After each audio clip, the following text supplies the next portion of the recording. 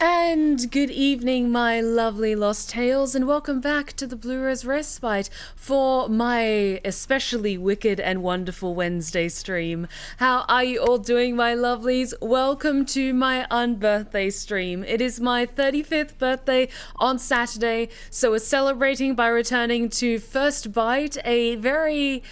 I won't say spicy because it's not like explicit or not safe for work. It's a steamy vampire visual novel. And tonight we are exploring the DLC Bad Blood. Thank you so much for joining me tonight, my lovelies. And thank you so much for all the kind words regarding my look for this evening. I recreated it. I think it's the exact same look I was wearing when I streamed the base game of First Bite, which I think I did for Valentine's Day last year. But I pulled out the same top, the same pearl necklace and everything like that. I want to dress like lovely and elegant, like a lady. Like the polished and poised vampire that I secretly am. What is it? Like I'm a weird like archfey slash antediluvian. Hang on, the camera's a little off center. There we go. But thank you so much for joining me tonight, my lovelies. Thank you so much for the warm welcome, everyone. Hello. Happy almost birthday. Do you have any plans for the day, or just going to be a quiet night sort of celebration? I tend to like more low-key sort of stuff around my birthday. Like I'll catch up with some friends on the days around my birthday, like have lunch with a friend, or like play some games with someone, or watch a movie with someone. But for my actual birthday, for the middle of the day, I don't really have any set plans. I've really been struggling to think of like what should I do like in the middle of the day, because I have plans for the evening. I'm going to the theater. There is a revival of Into the Woods, the Stephen Sondheim musical, and I've never seen Into the Woods on stage before, so I got a ticket for that, and I'm going to see that on my birthday, and I'm very, very excited about it. But I don't really have any set plans for like the middle of the day, because my big thing is to treat myself with something nice in the evening. But I might go out on the town during the day, or I might just decide, you know what, I'm just gonna have a nice slow morning, make some pancakes, open my presents, and like look at the beautiful things that I got for myself, and then I'll go out later in the afternoon or something like that. But I don't know, I have a little think about it. Actually, what do you guys suggest I might do for the middle of the day? I might go into London for some lunch or something like that, or get afternoon tea somewhere, but the big treat yourself sort of thing is happening in the evening, if that makes sense. Eating crackers and soft cheese while drawing Natalie. Oh, Scaracomi, I can't wait to see it. And Sophia, the art you posted on the Discord of Natalie and Joshua, I'm losing my mind. Like, I was just screaming in my apartment, like, the book isn't even out yet, but why do you get their vibes so well? Because I love these two so much, and I can't wait until the book is eventually out. I got my first rejection email from a publisher, from an agency, which is totally fine. Was fully bracing myself for rejection. But that means that people are starting to get around to reading my book and what I've sent to them. And at the start of February, I'm going to be sending out the next batch of agent queries. So wish me luck for that. But people are now actually starting to read my stuff. But honestly, Sophia, the art that you post of Natalie and Joshua just makes me, it's me clawing at the walls of my enclosure. You just get their vibes so well. I love it so much. So thank you so much for the amazing fan art. And Sam, thank you so much for the gifted community subs. It's absolutely incredible. And we've only got like 30 seconds left of a hype train that kicked off while I was away. But within the next 30 seconds, if you want to send in bits or renew your subs, now's the perfect time to do so, and it's all hugely appreciated. Oh my goodness, thank you so much. Birthday pancakes, yes. I like to do somewhat healthier pancakes with like oats and bananas, and just blend that all up and cook those. But I might have them with some cherries and some maple syrup, maybe some almond butter as well. Just make a nice brekkie for myself, really treat myself. I'm jealous. I've also never seen Into the Woods on stage. I bet it'll be amazing. Are you much for crafts? You can find something small to make in the afternoon. I want to get into making like those little book nooks. You know, you've probably seen them on social media. They're like beautiful, light up, like little mini scenes that you put between the books on your shelf. Two problems though. I have no more space on my bookshelves to like have ornamentation between my books. I barely have enough shelf space for the books. So I don't want to buy any more crafty stuff until I know I have a space in my home where I can properly display my efforts. Add some birthday chocolate chips to those pancakes. Treat yourself. I might treat myself with some chocolate chip pancakes, but I tend to lean more towards although like chocolate cherry pancakes could be good. Because my birthday cake is Black Forest as always, because Black Forest cake is my favorite cake.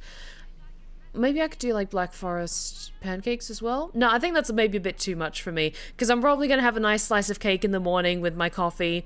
And yeah, I might even order some food in for lunch on my birthday and just watch some movies, just chill out, just vibe, and then later in the afternoon I'll go into London, and just wander around the area where the theatre is, get some dinner, and then go see my show, and I'm very excited about that.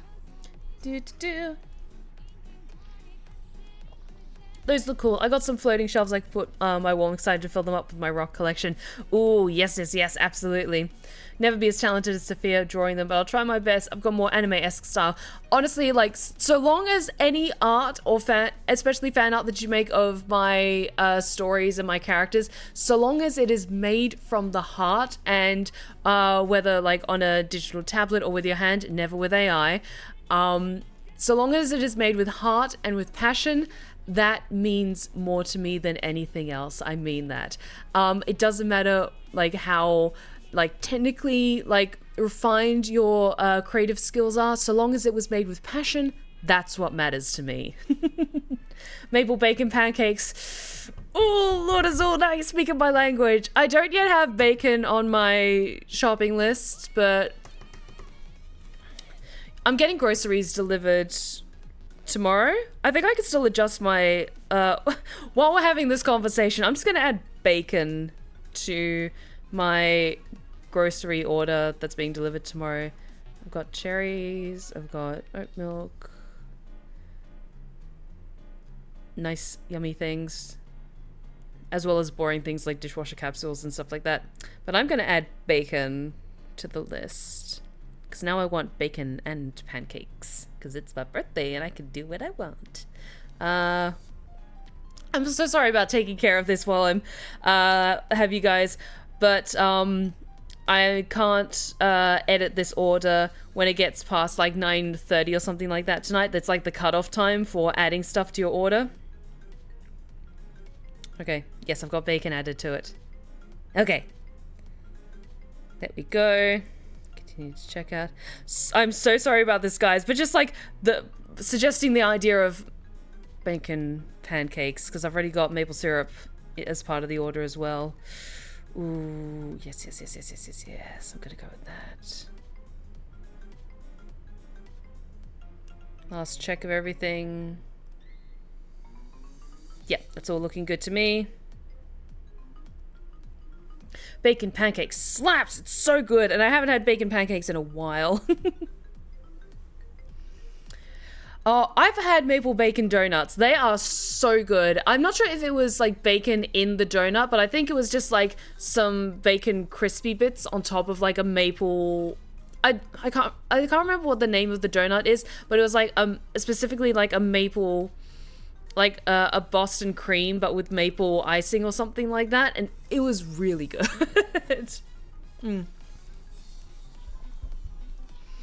Girl the Pie, hi Steph, since you're not streaming on Friday, I just wanted to stop by and say happy birthday for Saturday. I hope you get everything you want, treat yourself, take a bubble bath, watch a movie you love, and enjoy yourself. Much love to you. Thank you so much, the girl with the pie.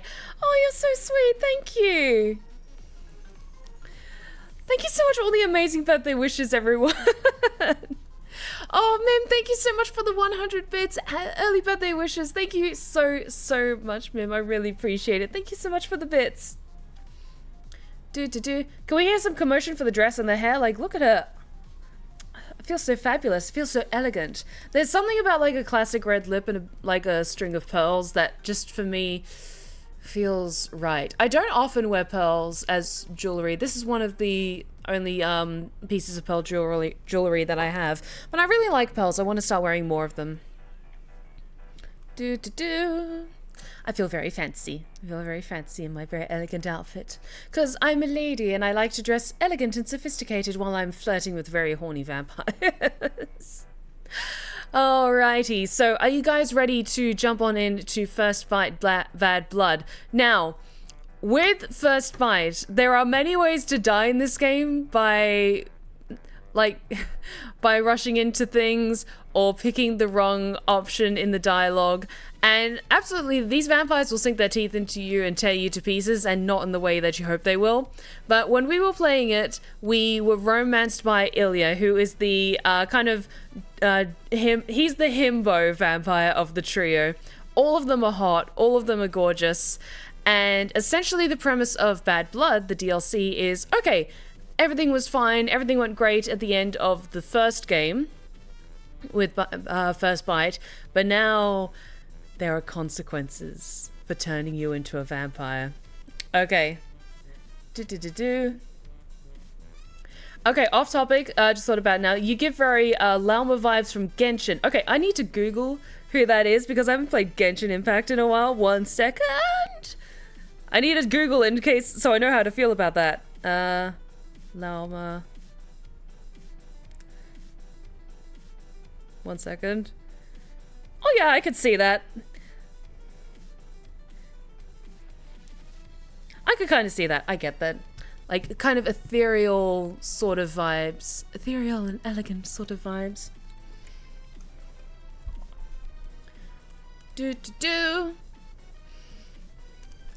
Alrighty.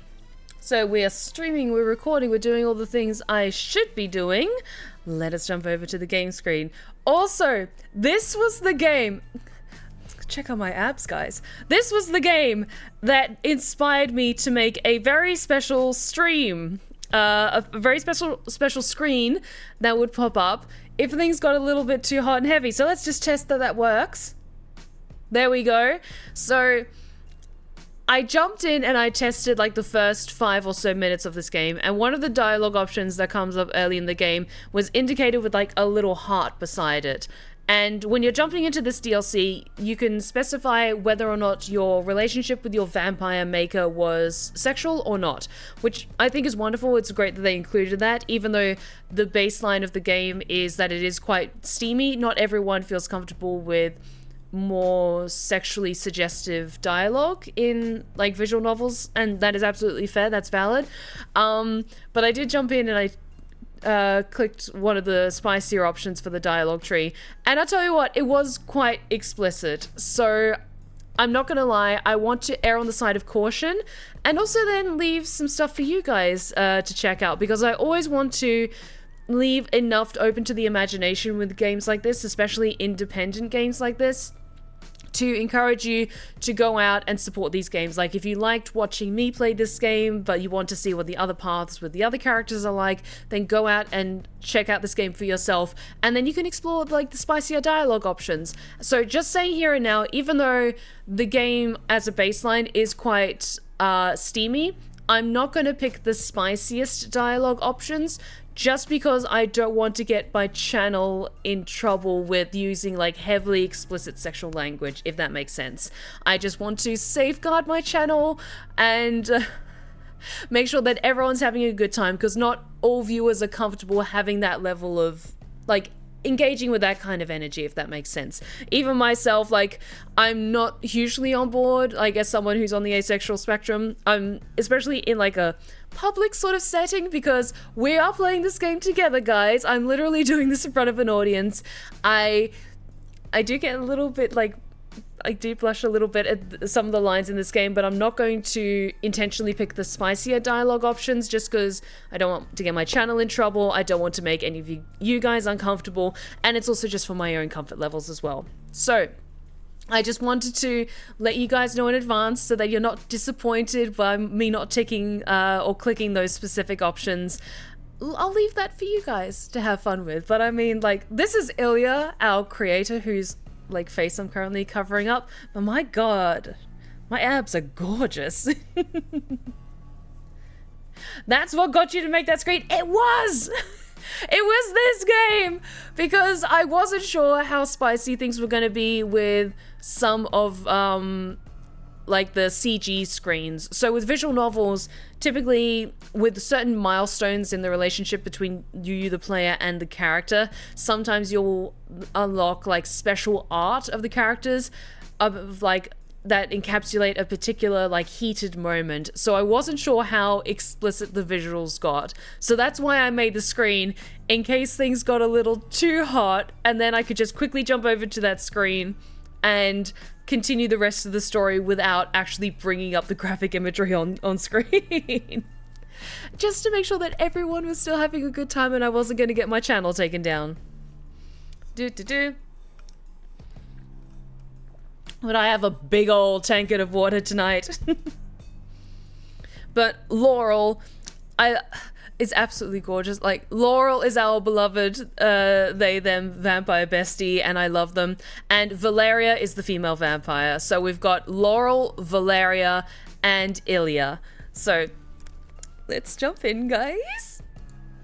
I'm streaming, I'm recording, doing all the things I should be doing. What is my first name? My first name is Stephanie. What is my last name? I'm not going to put my real name. I always prefer to use Stephanie Swan whenever I'm streaming games. Pronouns? She, her. Who is your sire? Ilyas. Is your relationship sexual? I would say it is. I would say it is, even if we're not picking the dialogue options. Very on board with what Ilyas is serving. Okay. Why are all three of them so hot? Because they are. Okay, First Bite is rated 18 plus for strong language, violence, potential player death, gore, and blood. Optional sexual scenes, including consensual kink and BDSM, supernatural emotional manipulation, and other content that some players may find disturbing. Some scenes may contain mild flashing images. Player discretion is advised. Always appreciate a warning that lays things out very nicely. First Bite Games presents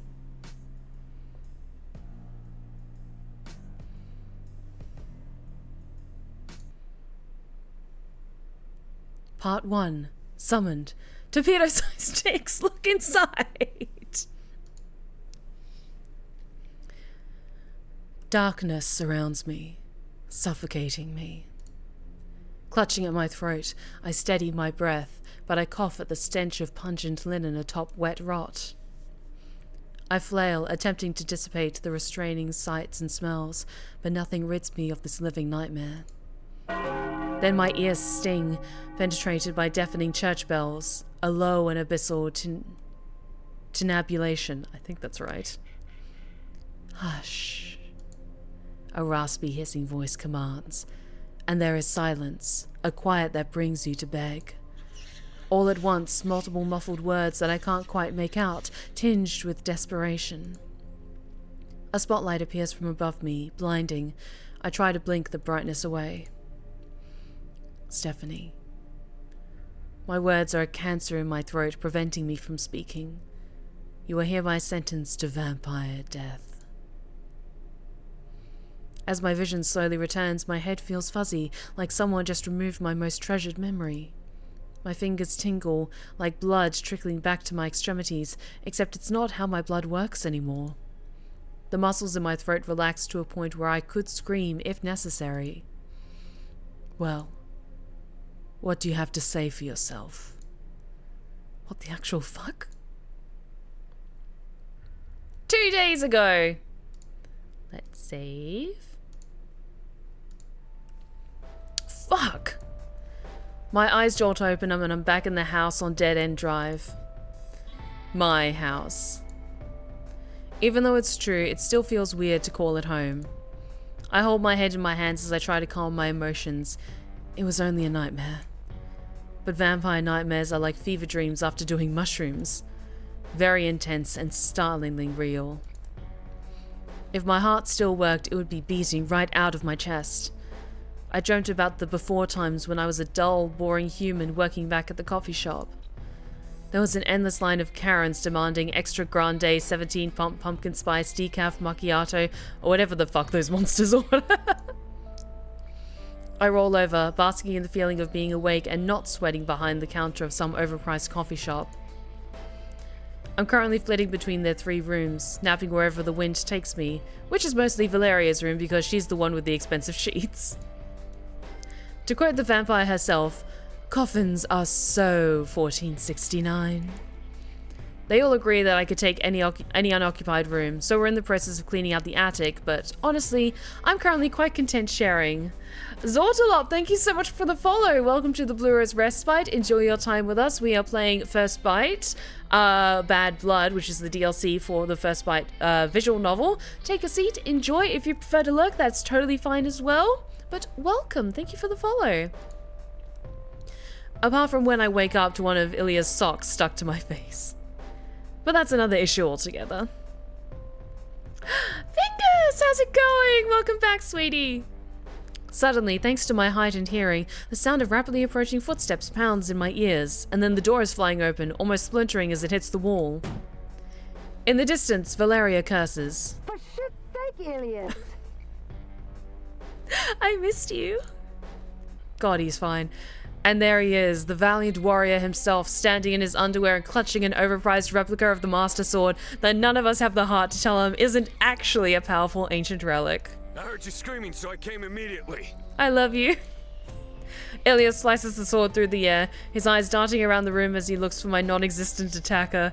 I don't know what it is, but the trope, or like the moment in romances where character A is having a nightmare and they awake suddenly, like usually with a scream or some kind of startling noise, and then character B, who's totally not at all like super into them, just charges in like weapon at the ready to defend them, and they were like, oh, it was a dream, like never mind then, like I don't care, what are you doing? It's so tasty. I love that moment. Especially in like fantasy settings. There was even, okay, do I say this? There was an ASMR video, I can't remember the name of it off the top of my head, but it was that moment, but it was with Alucard from Castlevania, and it was like a multiple chapter series, and it opened up that particular video with that moment of you listener character waking up, and Alucard's just like, who is that? He's like, there's nothing behind my back, totally not a sword or anything like that. Just, oh, my heart. Oh, Bingus, thank you so much for coming back for a 10 stream streak. Look at me being a loyal viewer, and I really appreciate it. Thank you very much, Bingus. Ilyas slices the sword through the air, his eyes darting around the room as he looks for my non-existent attacker.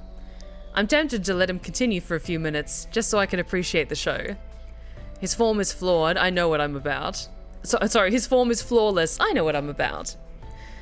Illy, it's fine, I just had a bad dream, I'm not in imminent danger. Aww. So, no battle? I mean, we could start a fight with someone around the corner if it'll make you happy. Have you read the Six of Crow books? I reread them and I'm obsessed, they're so good. I've read the first one, I haven't read the second one yet. I need to. His vow is quite pathetic for a vampire of his stature, but he's adorable when he's disappointed. However, his hubris swiftly takes over. He strikes an impractical pose, swinging his sword in a way that's far more about his muscles and less about actually killing anyone. Well, lucky you then.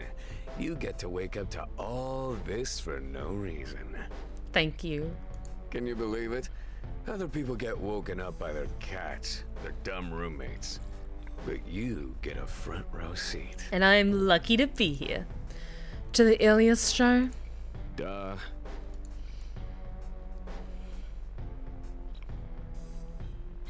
I think Dennis was the name of the cat, so that leads to the especially spicy dialogue option, and those are the options that I will not be selecting. If you want to see those yourself, go support this game. Dennis was an option? We have a cat, Illy. Does Dennis not yell at you at 3 PM to wake up and feed him? Or sleep on your face in an obvious attempt to murder you? That's Val's problem, not mine. Dennis and I have an understanding. Oh, hi, oh boy. Thank you so much for the first Pick My Voice redemption. Since I can't decide, Steph, I will let you choose between the Countess, Mimi, or Scarlet Moon. Given the setting of this story, I'm gonna go with the Countess because I love dipping back into this deliciously luxurious accent. He lets me get my beauty sleep, and I destroy those little sweaters Val keeps trying to put on him. You are just too charming, aren't you? I could definitely see you charging into battle with my favor wrapped around your arm. Oh, that would be a delicious sight indeed. Fair enough. Well, if you don't need me to kill anyone for you, I gotta go do my evening workout. These muscles didn't come out of nowhere, you know.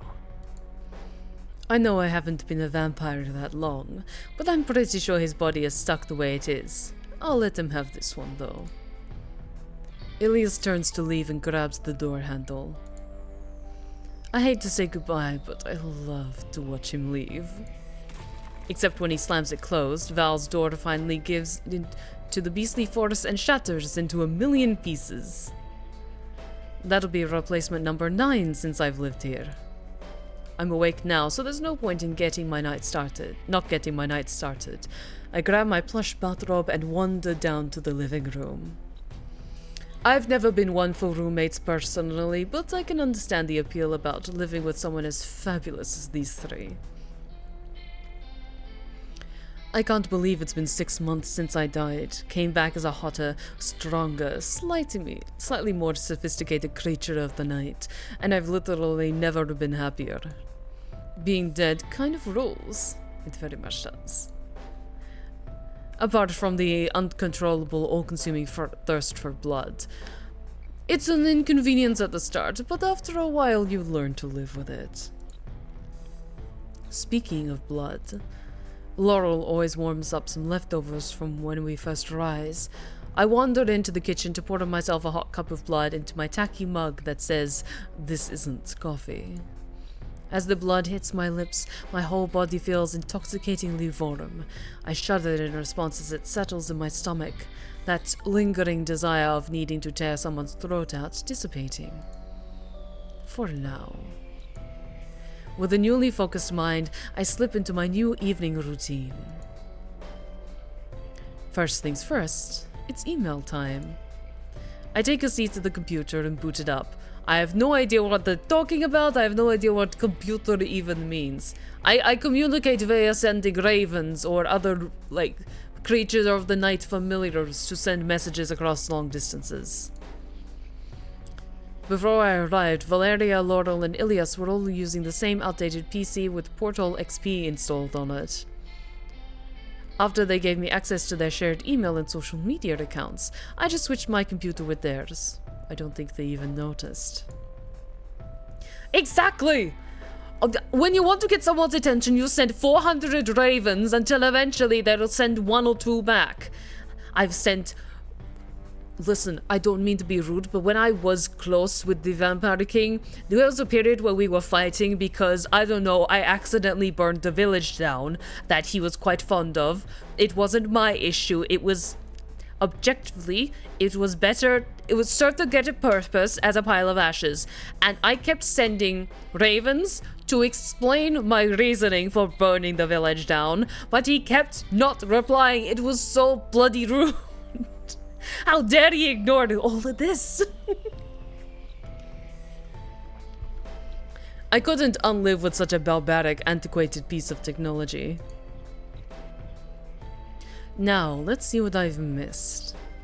I haven't had the chance to check my email lately, thanks to my clanmate's propensity to hog the computer at all hours of the night. No doubt doing incredibly salacious things. And on command, a load of obnoxious pop-ups cover my screen. Again, Ilyas? Alright, which one of you went to an unsafe porn site? And how did you get around the ad blocker I installed? No answer, of course. This isn't the first time I've talked to them about malware and phishing scams. I wonder if they got duped like this back in the days of yore. I sigh and close the pop-ups for the big booty emails when I finally get to our shared account. There's an alarming number of unread emails. But I see 3 particularly juicy ones that need my attention. One is for a kudos on VO3. The second is an obvious scam from a porn site. And the other is the monthly analytic for my paranormal website, Gaston.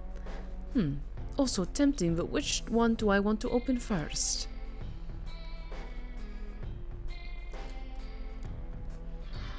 Let's biggest priority, what do people think of my story? I click the email and see that someone has received high praise from MonsterFucker69 on a story entitled Blood Sausage. I look at the tags. Lustat, Smut Fluff, Nasty Vampires / Bondage.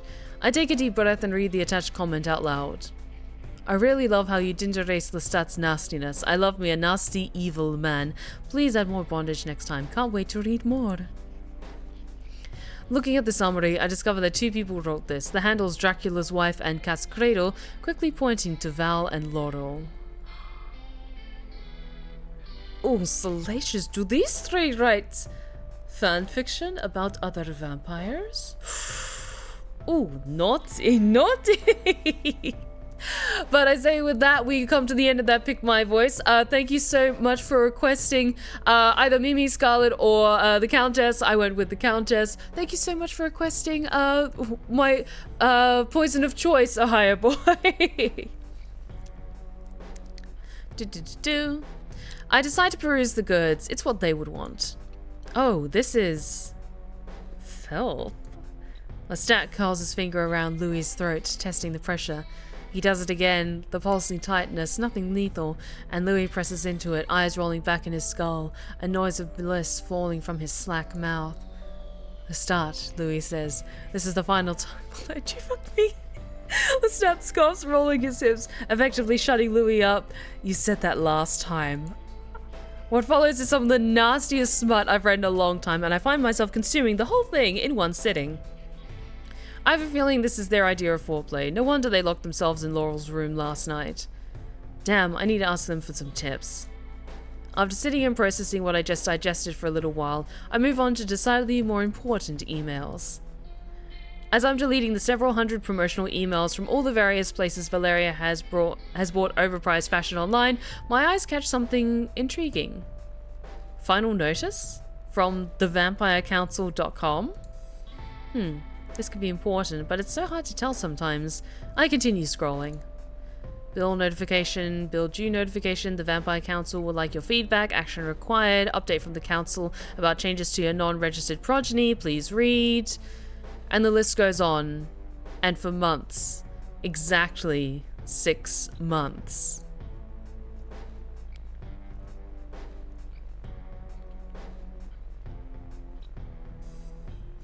I mean, I'm more of a vanilla type of guy because I have my limits, but as those from Friday once said, damn!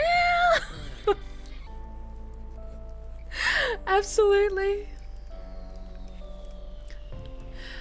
That's right after I was turned. There's one person in this household who I know will be able to help me and has experience with this vampire council. Laurel? I call to them from the living room and Laurel pops his head out from the kitchen. You do sound needy. God, they're so fine. But not in the fun way. We have quite a few unread emails from the Vampire Council. They look pretty urgent. Should we be concerned? Don't you worry your pretty little head, pet. In my experience, an overeager suitor is best kept waiting. Sit tight while I put these muffins in the oven. Not long after Laurel removes Ilyas' kiss cock apron and settles in next to me.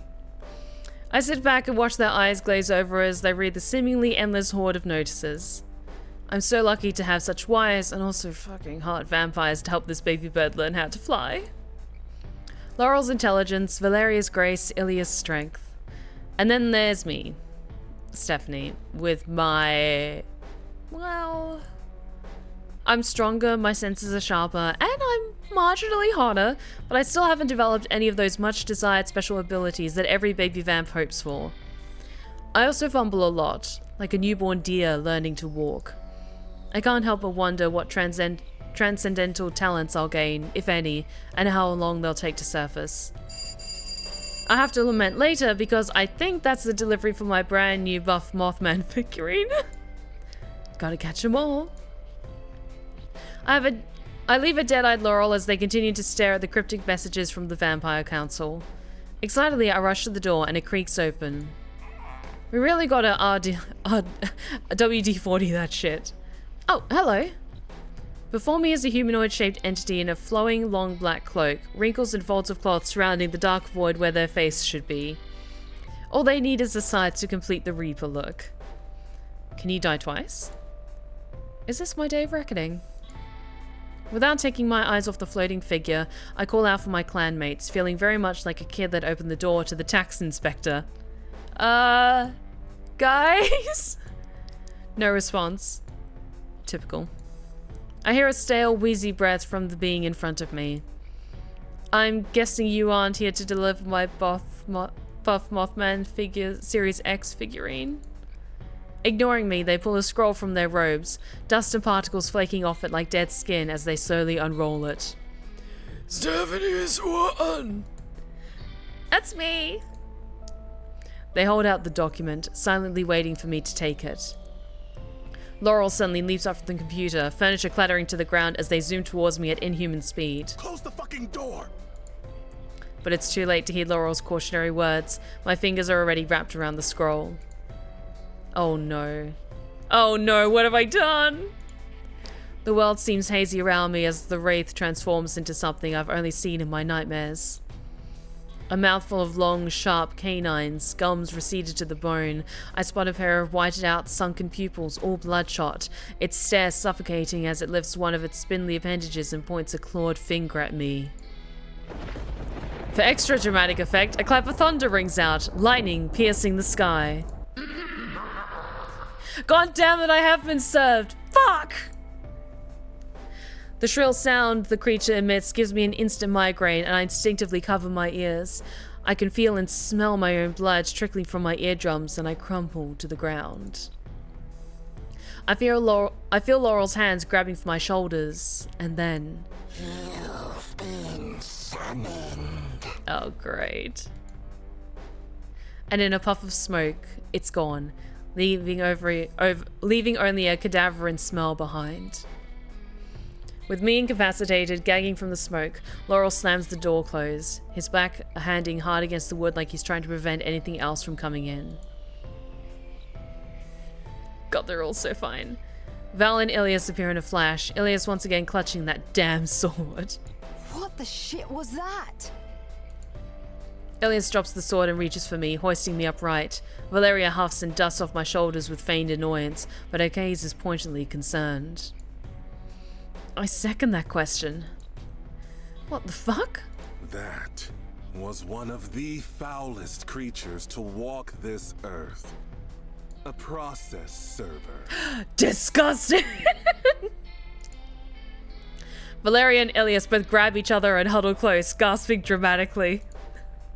What? Am I being sued? Ilyas snatches the scroll from my hand before I even realize I'm still clutching onto it. Let me see that shit. Blah, blah. Uh-huh. Yeah. You are here. Hereby. It's hereby. For shit's sake. Give it to me, you big numpty.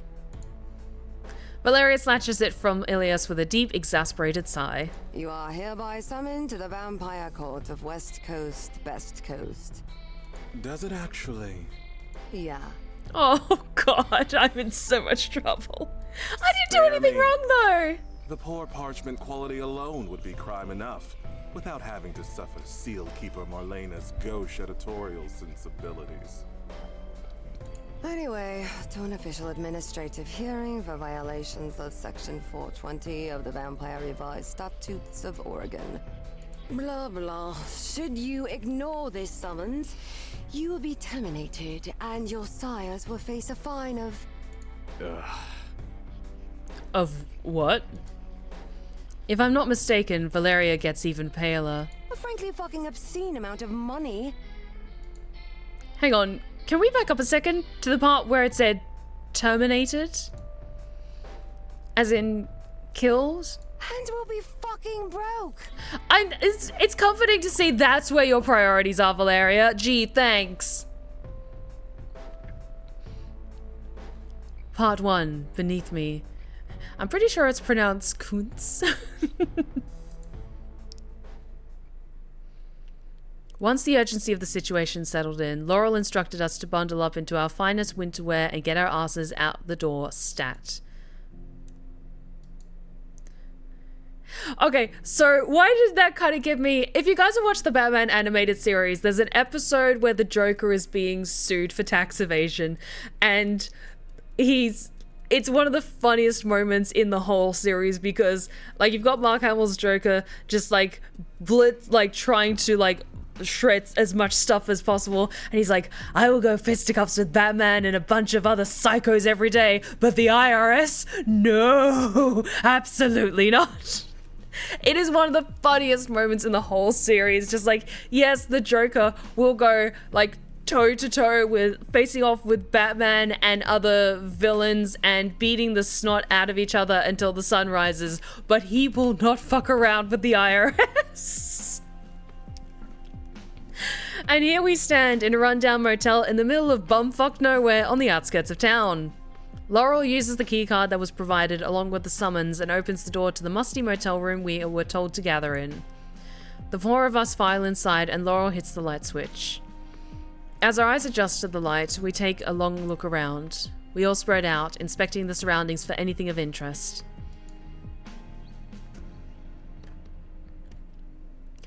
Not what I expected from a high and mighty vampire council. Oh, are these alternative outfits? God, they're all so fine. I love how the Valeria is just like, I've just grabbed my fur coat. That is enough. Like, Laurel, that coat is fine. And I love it that Ilyas is just like a cropped, like, cloud hoodie. I love it. No, it's not a cloud hoodie, it's a puffer jacket, sorry. Laurel gestures around the room with a flare of their hand and a grimace. You'll want to de-abuse yourself of the notion that our high and mighty vampire council members are any good at managing money, much less themselves. At least this is on par with any and every horror movie I've ever seen. Ilyas, after wandering over to the nightstand, picks up a matchbox, flips it over and squints, scrutinizing what he sees. Did you see the name of this place? It's called Motel Cunts. It's pronounced Kuntz. Pretty sure it's pronounced Kuntz. Yeah. That's what I said. Cunts. Ilyas and I look at each other in silence for a few moments. He's deadly serious, and I'm not sure I have the bandwidth to correct him right now. Valeria is clutching her fur coat to her chest like she's expecting something to materialize and snatch her from her body. She's also tiptoeing around the room as if the floor is lava, but it's actually just a tragically stained rust-colored shag carpet. Ugh, this place is rotten. How dare the council expect me to endure this? Do you see the comforter? I can practically smell the bodily fluids. Oh, that's an unnerving thought. Because you know how, like, there's the mantis shrimp, which can see colors that the human eye can't perceive? What if vampires could see stuff that a blacklight can? And they're just looking around the room in gobsmack horror. Like, no. No, no, no, no, no. I don't even need a blacklight to see the jizz stains. Ugh, and look at the mini fridge. It's empty. Not a drop of champagne in sight. Hang on 1 second, guys. I'm just going to check something.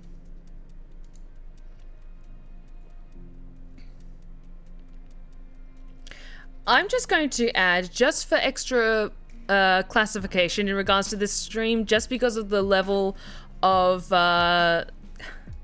explicitness, I'm just updating this so that it has clarification that this stream does include, like, sexual themes, even though this stream is marked as for mature audiences only. I just always like to be safe on my channel and keep things as polished and professional as always. She shudders dramatically. I already had, like, the default, like, setting, which is always on my streams because I curse and, like, typically my streams are meant for mature audiences. But just given this game in particular and its more suggestive language, I thought, let's be safe rather than sorry, so I've just ticked on that it's just got more sexually suggestive stuff. She shudders dramatically. This is beneath me. While Valeria moans about the shitty quality of the premises and Ilyas and Laurel observing her like she's a beautiful, rare, shrill tropical bird in a nature documentary, I start my own detective work. The room definitely hasn't been updated since at least the 70s, and while it's not up to Valeria's impossibly high standards, it's certainly not something I would turn my nose up at. I've stayed in plenty of these types of motels during con season. They don't care when you squeeze 4 extra friends in your room or get liquid latex on the walls. But the real question is, what the hell does the Vampire Council intend to do with me? I sigh and lean back against the wall. I'm trying to not let the anxiety of potentially being terminated get to me. I have a great new family and surely they'll protect me. Right? I eye them warily, trying to decide if they'll stab me in the back. Valeria is making Ilyas carry her while Laura wanders the room, inspecting random items here and there. Hey, Nautical Menace, welcome back. Good to see you.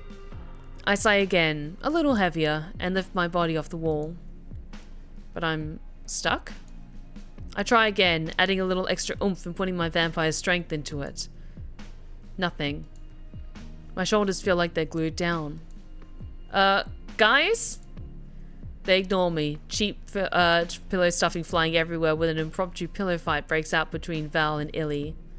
Valeria squeals and complains that it would be feathers exploding from the pillows if this was a classy establishment. I'm getting increasingly worried that this sticky situation I found myself in, and I need to distract them. Afraid that this little fight of theirs will turn into something erotic. Not that I'm opposed, I just don't want to miss out. Shouting for help doesn't seem to be working. I'm actually going to save. Because knowing this game, I could die horribly. I'm not going to turn on the TV because that feels like that's distracting, but I'm going to shout louder because that seemed to get Laurel's attention. Hey, I'm stuck here. They stop abruptly, finally, and turn towards me. I flail my arms, showing them my predicament, and once again attempt to break free. Where's Stephanie? Finally, they turn around and spot me. What the hell? What are you doing over there? I'm fucking stuck! I flail my arms, showing them my predicament, and I once again attempt to break free. Oh great, Baby Fangs is stuck to the spunk-covered wall. Help me! I put my foot against the wall and try to propel myself off, but that sticks too. Interesting. Using my other leg, I jump, and I slide up the wall, mounted like a hunting trophy. What the shit? The three of them gape at me for a second before bursting into a chorus of wicked laughter. I'm so glad this is funny to you, but what is happening to me? In my frustration, I feel something loosen and I crash to the floor.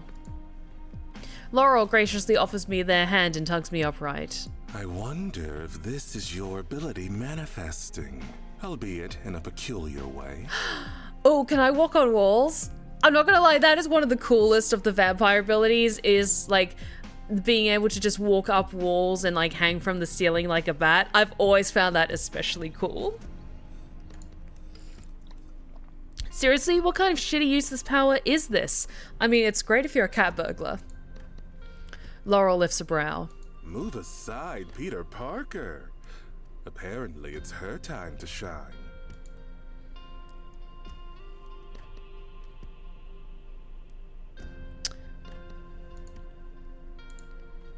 I always want to lean on the side of caution with games like this. Vampire puberty? Whatever my power is, it feels like I've hit some kind of vampire puberty. How long do I have to go through all of these growing pains before I'm fully fledged vampire? This shit blows. Valeria pats my cheek. Her lips pursed as she coos at me condescendingly. Oh, don't cry, Baby Fangs. We can't all be perfect, all-powerful specimens the second we rise from the grave. So my great, powerful, sexy vampire ability that I've inherited from you is the ability to scale walls? That does appear to be the case. You can read and influence minds. Valeria can hypnotize and manipulate people. Ilya is crazy, powerful, and strong, and I can climb real good. I mean, when you put it like that, yeah, it's kind of a shitty hand. This is injustice. You don't get to choose, darling. And climbing walls like a spider is... Hilarious. What are you gonna do? Climb up the wall and elbow drop your prey to death? He pauses as he seems to consider this. Wait, that's Kinda cool. On the plus side, now that your powers are materializing, maybe we won't be fined. And I won't be killed? Not exactly how these things work, I'm afraid. Remember, I wasted precious years of my eternal life as an active member of the Council. The only way to redirect their focus towards less myopic pursuits involves too many mind games to keep track of, and a fair bit of good old-fashioned babysitting. So she's a drop bear? I mean, when you put it like that, it's probably the perfect power for me as an Australian. God damn it. Classic boomers. I still don't get it, Laurel. Why did they make us come here anyway? We didn't do anything wrong. It's not that we did anything wrong. It's that we've acted without their blessing. Well, they didn't give a shit about that one time we broke into the governor's mansion and replaced all the vintage blood in her wine cellar with tomato juice. It helps that nobody liked his particular style of governing all that much. Oh, what about that one time at the gala when we replaced all their virgins with sluts? They were all like, this blood's impure. Fucking dorks. I love them. I love the chaos of these three so much. They knew we did it and nobody gave a shit about that. Sounds like they preferred it that way. What about the staggering drop in diners, dashing, and doors delivery people in Portland that we've caused? Thinking about it, we have gotten away with quite a lot, haven't we? Suspicious, considering I might call us enemy household number 1. Ahem. As they continued their discussion of all their debaucherous things they've done whilst living here, we're interrupted by the sound of someone clearing their throat. Black smoke fills the corner of the room, mirroring my experience from the front door. When the smoke clears, an elderly, decrepit-looking vampire with long grey hair appears before us, all small and wrinkled and about as fearsome as a tiny, trembling chihuahua. Oh, great. Now it's fucking Gandalf. I'm but a mere clerk for the council. I've been sent here to read your charges. Now, if you would just... Now, I'm supposed to be scared of this wrinkly fucking nerd. Let's just kill him. As entertaining as it would be to see you face a real challenge for a change, I'd rather you didn't, Illy. He's more powerful than you think. Oh, this guy? Shriveled up dick man? The clerk clears their throat once more, and I feel a shock surge through my body. There's suddenly an all-consuming, crushing weight preventing me from doing literally anything. I'm in so much pain I can't even think straight. My vision blurred as red creeps at the edges of my vision. I glance over to my clanmates, and their bared, clenched teeth and furrowed brows tell me they're experiencing the same terrible suppression. Laura was right, this clerk is no fucking joke. As we suffer, the clerk takes out a new scroll. As he unrolls it, the paper collides with the floor and spills across the room. On behalf of the Vampire Council, Ilyas Alrai, Laurel Portman, and Valeria Christina Maria Joanna Andre, you are under formal investigation by the council. That's a hell of a name, Valeria. What the fuck, Val? Why do you have so many names? Oh, what the shit? Oh, I thought we were just here because of baby fangs. I am innocent. Laurel ignores both of them and fixes the clerk with a red-eyed glare. On what charges? 1. Failing to file paperwork to request to turn a human. 2. Failing to file registration for a fangling. And 3. Failing to adhere to weekly check-ins for said fangling. Ah, yes. The banalities of bureaucracy. Oh, but that is just the beginning, Portman. You are also 100 years behind on paying your annual council dues. 4. The clerk drones on, and we are forced to listen to a seemingly endless list of offences and charges brought against us. Well, mostly them. 512 turning a pack of dachshunds into werewolves and using said pack to hunt badgers to the point of almost extinction.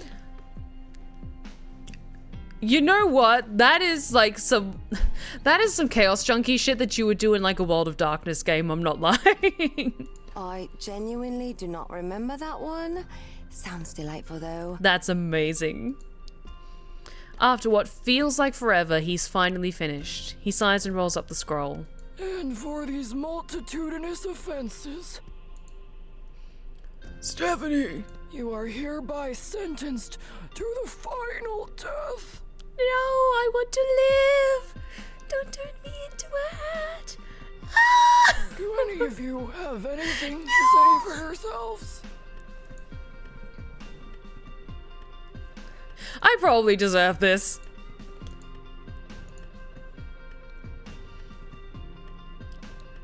You know what? I will bite back a little bit just to see, because I don't want to be like completely compliant, but like, no, this is bullshit. I don't want to die. Again. Once was enough and I have so much left to do, so many nefarious deeds to commit.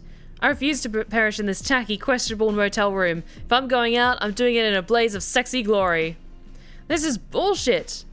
I throw a pleading glance at Ilyas, Laurel, and Valeria. What the fuck am I supposed to do? You're not allowed to die yet. Please help. Do something, Laurel. Laurel taps a finger to their chin, then calmly rolls their wrist in a matter-of-fact gesture of disagreement. Objection. According to VRS Section 149.43 B1C, before any judgment can be executed, we are allowed a competency evaluation to be assessed by an appointed council member. Oh god, is this like making sure your home is appropriate for like raising a kid if you want to adopt a child? Are they gonna have to like baby-proof the house just to prove that it's a suitable living condition for a baby vamp? Oh no. We are. The unbidden murderous glee disappears from the clerk's eyes and his shoulders slump. He looks like someone stole his candy. Portman is correct. Unfortunately. Step distraction for just a second. You see the picture I just posted on the links and pics. It's stream related. Okay. I'll let you have this one distraction because usually I don't like getting too distracted when I'm on stream and jumping into the Discord. 1 second. Eee, that fan art's so good.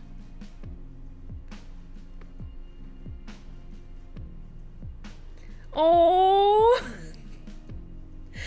Thank you so much for supporting my stream, Pinkers. I hope the rats are doing well. The clerk grumbles, and in an instant, the force holding us all captive dissipates. My hands instinctively fly to my chest in relief.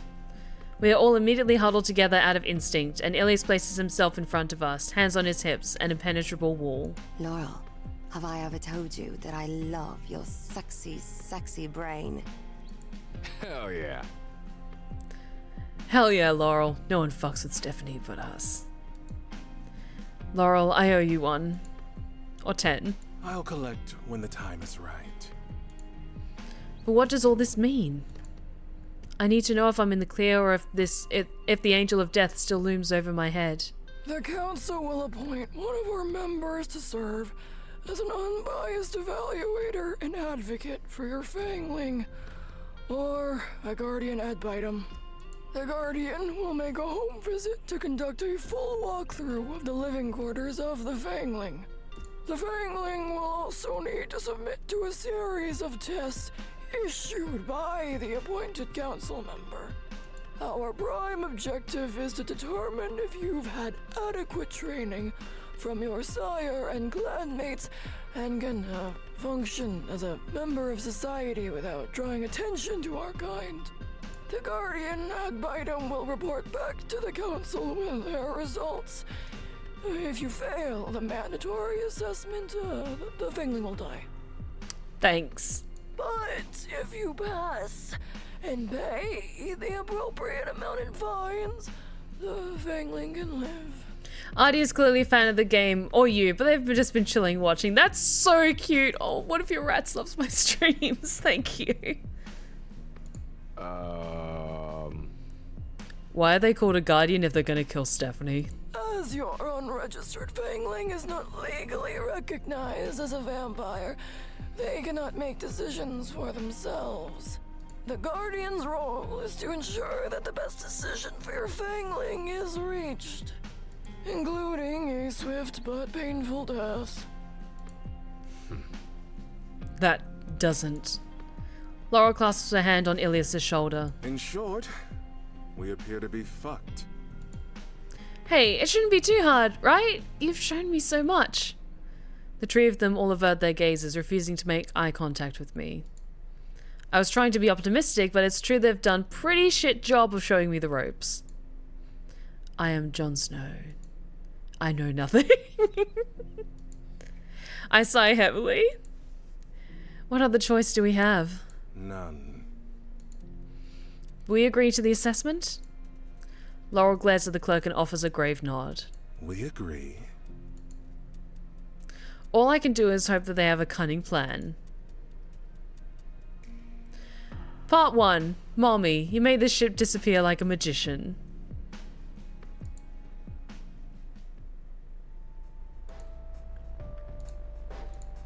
Save.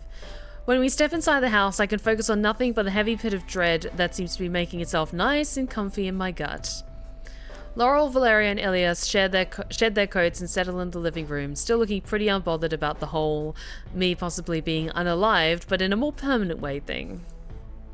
I stand in the doorway and throw my best disapproving glare in their direction, but they're too preoccupied with getting a game of snakes and ladders set up on the coffee table to notice my impending tantrum. Guys, are we seriously not going to talk about the elephant in the room? Ilyas' head immediately snaps up, his eyes darting around briefly as he seems to reason with himself that there is not, in fact, an actual elephant in our living room. Valeria smacks him on the back of the head and proceeds to throw the set of dice in my direction. Luckily, I catch them. Hey! Oh, stop standing there pouting, baby fangs. You're making the place look untidy. Now, go get your jammies on and join us for a game and we can plot our revenge. You know, as tempting as that is, I think we've got more pressing matters at hand. Playing board games isn't exactly what I would call plotting revenge. Laurel sighs in that way they often do that tells me I've totally missed the point, so I reluctantly drag my pouty ass to sit on the floor in front of them. Laurel leans over the coffee table between us and gives me a slow, affectionate series of pats on the head. Poor sweet one. Did you really think we'd just let them get away with all of this and sit back as they reduce you to nothing more than a messy pile of blood and bones? I mean, you say that like it's trying to reassure me, but at the same time, it wouldn't surprise me if they were just like, I didn't like the bitch either, go kill her. Kind of. Yeah. You haven't exactly seemed particularly bothered by this whole situation thus far. They tisk, sharing a knowing glance with Valeria as they lay out the tiny coloured dots on the board. Dibs on red! I wanted to be red, you big, useless tree. Laurel rolls his eyes and removes himself from the sofa to get away from Ilyas and Valeria, who appear to be scrapping for the same playing piece. They move towards me in that slinky, cat-like way that always manages to draw my attention, and they settle beside me, their legs crossed. We won't let anything happen to you. Promise? Promise. I don't know who Laurel's voice actor is, but their voice is so lovely and comforting.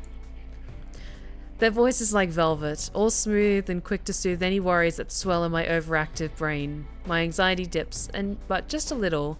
I guess it's time to get back to business. Isn't it concerning, hearing all of those charges? How the fuck did you even manage to get away with all of that? And for this long? Laurel chuckles. The council is lazy and incompetent. They're merely throwing their weight around in the absence of any meaningful influence over their so-called flock. I'm just finding it hard to understand why they chose to come down on you all of a sudden. It's been literal decades. Was it something I did? Valeria scoffs, brushing down her hair where Ilyas had mustered up for their little fight. She appears to have been victorious, if Ilyas' scowl is any indication. Can we just play already? Valeria is mean and I'm getting hungry. My conversation with Laura will have to wait until game time is over, I guess. Picking up the die, I wield them like a weapon, reeled back and ready to shoot. We are going to discuss how we're getting ourselves out of this mess though, right? Oh, yeah. Ugh, yes, kitten. Now roll the fucking dice before I come over there and bite you. And not in a nice way. In my riled up mood, I definitely, possibly, throw a little too hard and the die hits the side of an empty blood mug left on the coffee table, flying across the room. We all watch in silence as it rolls to a stop right in the doorway of the hallway. A 6! My vampire eyes spot the number easily. Oh, come on! Jalen Cassell is so good as Laurel. Their voice is wonderful. A vital piece of information to know about living in this household is that they take game night very seriously. Disrespecting any piece of their precious, carefully curated board game collection is a surefire way to get put in the naughty corner. Oops. Valeria gives me the look, the one that says I'm about to be in deep, sexy trouble. One corner of her mouth lifts into a threatening little smirk. I gulp. Ooh, you did that on purpose, didn't you? Maybe. I literally said maybe. I have to go with... I've made my bed, now I must lie in it. Maybe. I briefly toy with the idea of pissing her off. We all like it when she's mad. She gets all pouty and stomps her feet. It's fucking adorable. I also kind of like the way she tends to administer punishments that more often than not are kinky in variety. Maybe. Why? What are you gonna do about it? That is peak brat behavior. God damn it. Ilyas lets out a wicked laugh, apparently eager for whatever Valeria is about to lay on me. You're in for it now. She leans forward, resting her elbow on her knee, her chin cupped in the palm of her hand. Val? On your knees, kitten. I want to see you crawl. Go fetch. I sigh. You've really done it now, Stephanie. Oh no, whatever shall I do? I move on all fours, feeling their gaze burning on me as I make my way over to the dice. Nice and slow. At least Laurel didn't get involved and tell me to meow this time. Small victories. When I stop in front of the die, I feel my vampire senses tingling. Something isn't right. I hear Valeria and Laurel hiss through their clenched teeth, something territorial and primal, and a low, deep growl rumbles in Ilyas' chest. I tense, and an unfamiliar clicking of heels echoes in the hallway. Then, the door opens right in front of me. Oh no. The first thing I see is a pair of shiny, blood-red, expensive-looking pumps. I slowly drag my eyes up long legs clad in sheer stockings. There's a dangerously indecent slit in her tight-fitted pencil skirt, a small cluster of tattoos visible on a sliver of pale, smooth skin. I swallow loudly because... wow. Hello. My gaze continues to climb in a slow crawl until I finally find her face, and her eyes are scarlet and glistening with wicked intent. Well, how nice of you to greet me like this. You must be the naughty little thingling I'm here to punish. I am in so much trouble. And it's nice to see chat is reacting accordingly. Distantly, I can hear my 3 clanmates behind me. They're chattering, maybe even shouting, furniture scraping on the floorboards, but something clouds my mind.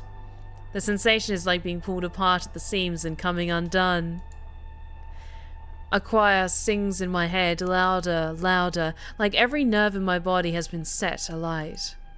And all I see is her.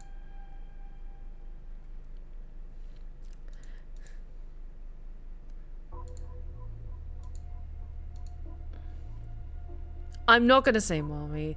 I would just stare, like jaw dropped. My brain doesn't appear to want to function properly right now, and despite my apparent unconscious desire to please her, my mouth is simply incapable of doing anything other than hanging open. Oh, thank you for the hydrate check. Much appreciated, Jen. Hanging open like a fish. Or like I'm trying to catch flies, or something equally as ridiculous looking. Oh, she's magnificent. Ooh. The stranger looks down her nose at me, her red eyes gleaming with disapproval. Are you broken? She sighs. This should be easy. She finally breaks her eye contact, and the world seems to come rushing back to me in startling, jarring clarity in a singular whoosh. A metaphorical slap in the face. With that clarity comes chaos, because as I turn to seek out my clanmates, all I see is pure, unadulterated rage. The three of them look like a pack of feral cats, all bared, sharp teeth and wide-eyed, murderous intent. Valeria is the first to speak, her upper lip curled, but the attempt falls flat when the stranger raises her hands, effectively silencing her. I stare in awe. I've never seen Valeria listen to literally anyone, and that dread that was beginning to pool in my gut has suddenly made itself at home and started a family. You know better than to interrupt me, petal. Valeria's mouth audibly snaps shut, and I wait for Ilyas or Laurel to say something. But they don't. What is happening? Are you staying down there all night? Is this some kind of kinky little game that the three of them are subjecting you to? The stranger tuts and offers me her hand. I hesitantly take it and she yanks, using the full force of her strength to lift me bodily. My feet dangle off the floor briefly before she sets me down. Her cool fingers curl around my wrist as she harshly tugs me close until our noses are brushing. My arm is pinned between us, but I think it's probably a bad fucking idea to attempt to struggle free. Also, yes, her tattoos are so dope, and I do spy this one on her upper thigh that says Valeria, I believe, but it's crossed out. Interesting.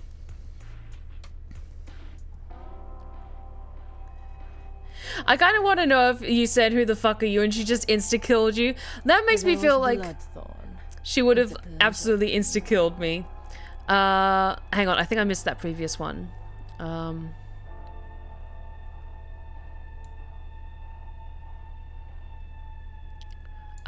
When she speaks, her breath is sweet. Her perfume is even sweeter, but there's an edge to it, like rotting flower petals. Okay, I just want to save quickly.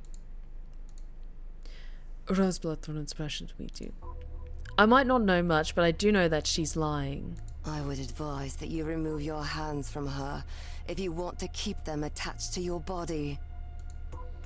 Valeria's words cut deep, the tone of her voice something vicious, but I know her well enough to catch the edge of nervousness, another jarring and un-Valeria-like action. Rose simply smirks, sighing like you might if you were scolding a child. Protective of this one, are we? That's very interesting. Have you gone and gotten all attached? She releases me with a shove, and I stumble backwards from the force of it. I'm immediately grabbed by three pairs of eager hands that pull me close into their little protective huddle. I was under the impression this was just another of your fleeting infatuations, and the incompetent fucks at head office got your paperwork all mixed up. Is this fangling really that special? Maybe.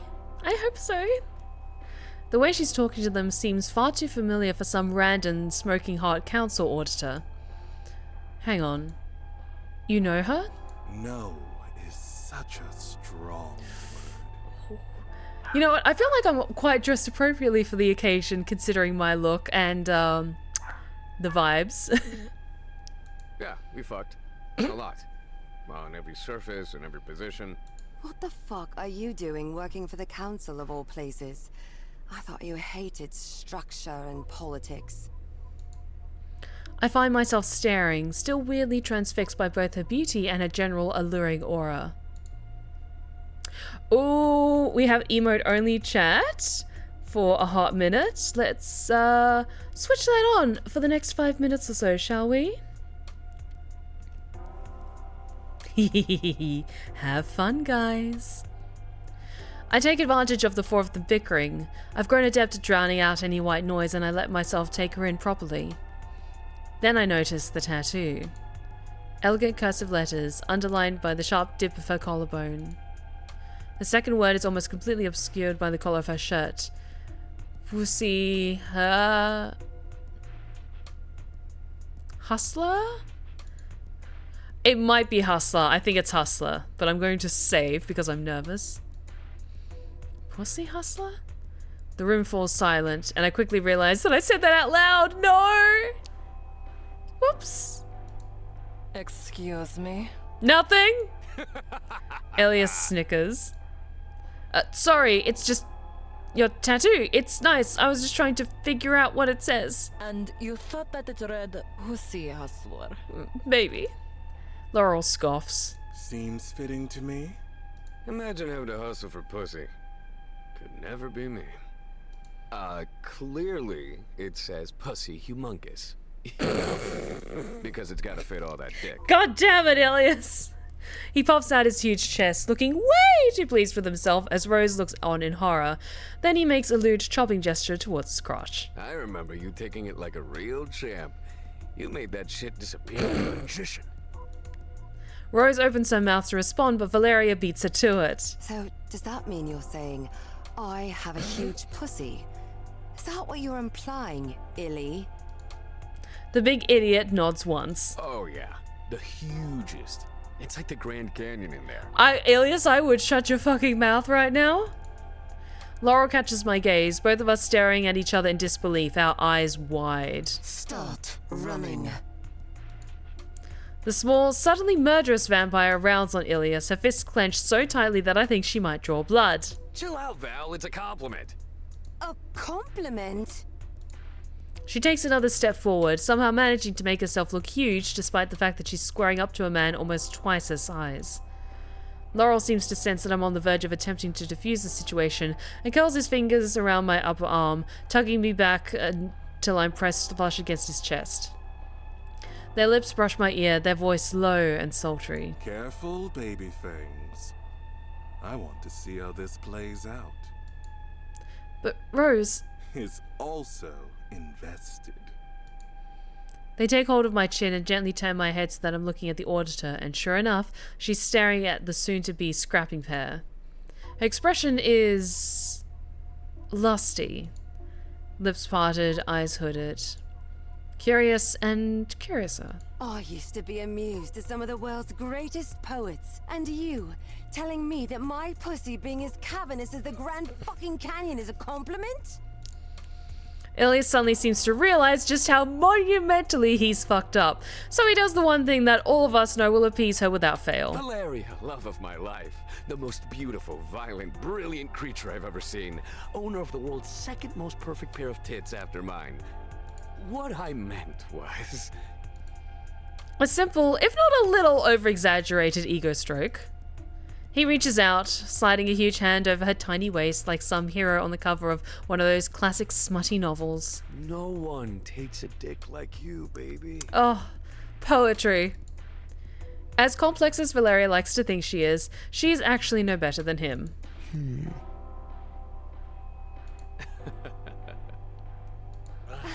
They immediately begin making out. God damn it, can you guys chill for like 5 goddamn minutes? I'm kind of on board with Rose in this, just like, god damn it, guys.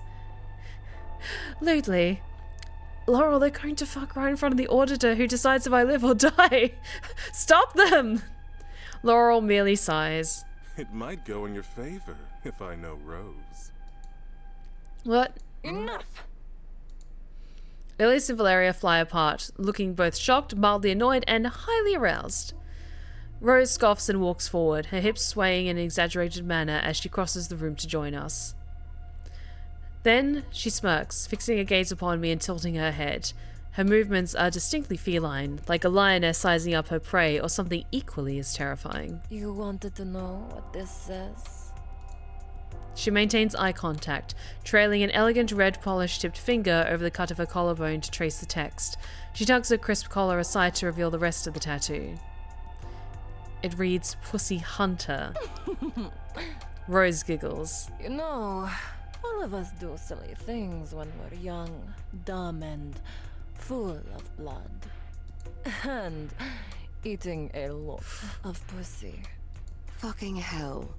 I think I'm going to have a wonderful time here. It's now that I notice that Rose didn't just bring herself, but also a whole entourage of suitcases. I hear a soft thud as she purposefully drops one of her bags to her feet.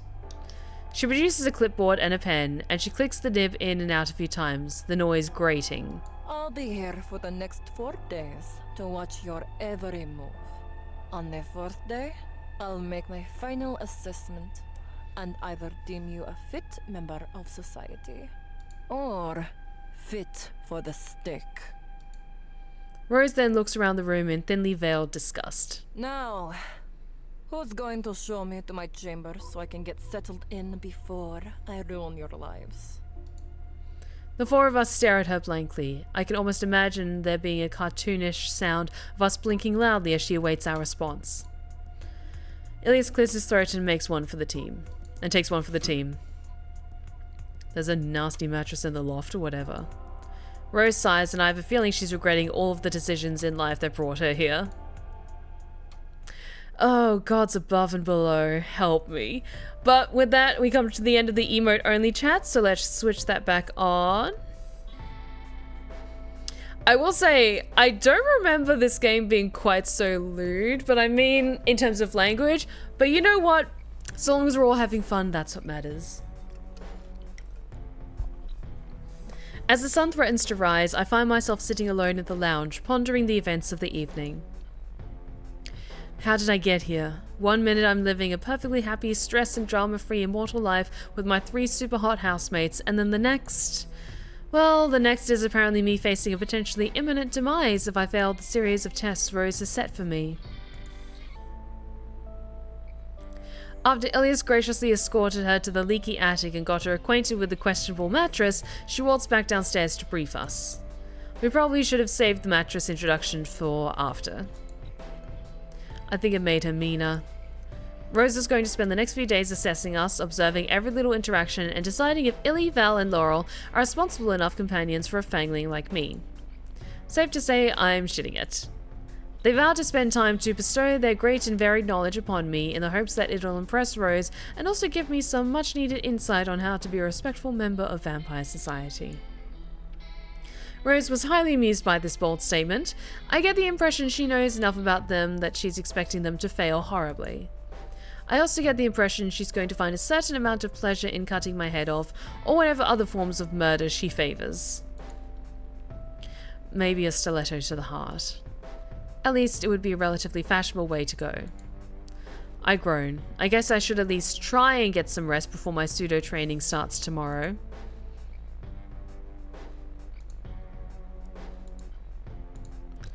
I want to go see Ilyas. He's my maker after all. I drag myself towards the staircase and head up to Illy's room. I can't help but be drawn to my sire. I also know he'll say some wild shit to distract me from my fatalistic thoughts. Sure enough, when I step inside his room, he's there, having his own little private rave to the latest Juggalo lads drop. Nice moves. He turns to face me with a swivel of his hips, and the ridiculous grin on his face makes me laugh. Oh, hey, check it out. I learned this sick new move called the meat stick from this dance challenge on Toktik. This will be good. Please show me this immediately. He grins, shoving his phone into my hands. Illy, this is sticky! It came like that. Anyway, I need you to film me so I can show all those humans how it's really done. God, he's broad, that's all I will say. He's just broad. Make sure you stand way back or else my date's gonna launch you right up into the attic. Good to know, thanks, Illy. Huh. I should make that the video. Juego la tu sexy's Dickapult challenge. I only have myself to blame for this. I never should have introduced him to this damn app. But, like I said, I can always trust him to distract me. That rings true as I bask in the sight of his... That swinging around. I'm not going to say that. Thank the Lord, and also Satan for flimsy basketball shorts. Part 2, Valeria. Didn't they teach you to knock at bitch school? There are some lines I will not say out loud just because I don't want people to clip it and take it out of context. The evening after our rude awakening, I wake up and dutifully make my way to Valeria's room for my first lesson. I sit on the edge of the mattress and observe as Valeria wanders her room like some kind of fashionable, half-naked spectre. She carefully pokes the various trinkets that line her dresser with a fingertip, apparently unwilling to start our little training session until all of them are in a satisfactory position. Or she's stalling. Thank you. I appreciate you guys not clipping anything too risque, because honestly, anything that comes across as too lewd is honestly an accident. I kind of stumbled into it. I didn't realize how lewd this game was, so I do apologize. Or she's stalling. I know Rose's presence stresses her out. I've never seen her this out of sorts before. She even got to brush her beloved Dennis this morning. I clear my throat. So, what incredible knowledge will you bestow upon me to prevent my horrible, untimely murder? Oh god, she looks so good in casual wear. Valeria snaps out of her little routine and turns, fixing me with a narrow stare. I'm the first one to give you this council-mandated silly little life lesson, correct? I nod quickly and she sighs, pinching the bridge of her nose between her forefinger and thumb with a pained expression. Ilyas just going to end up talking about killing and fucking. Laurel, damned if I know what philosophical bullshit they all ramble on about. So what you're saying is that you're my only hope? She grins wickedly. See, you're already learning. I'm just that good of a teacher. Now. Valeria saunters over to stand directly in front of me while I sit, not so patiently, on her bed. Are you aware that I've never, ever been caught out by a single human?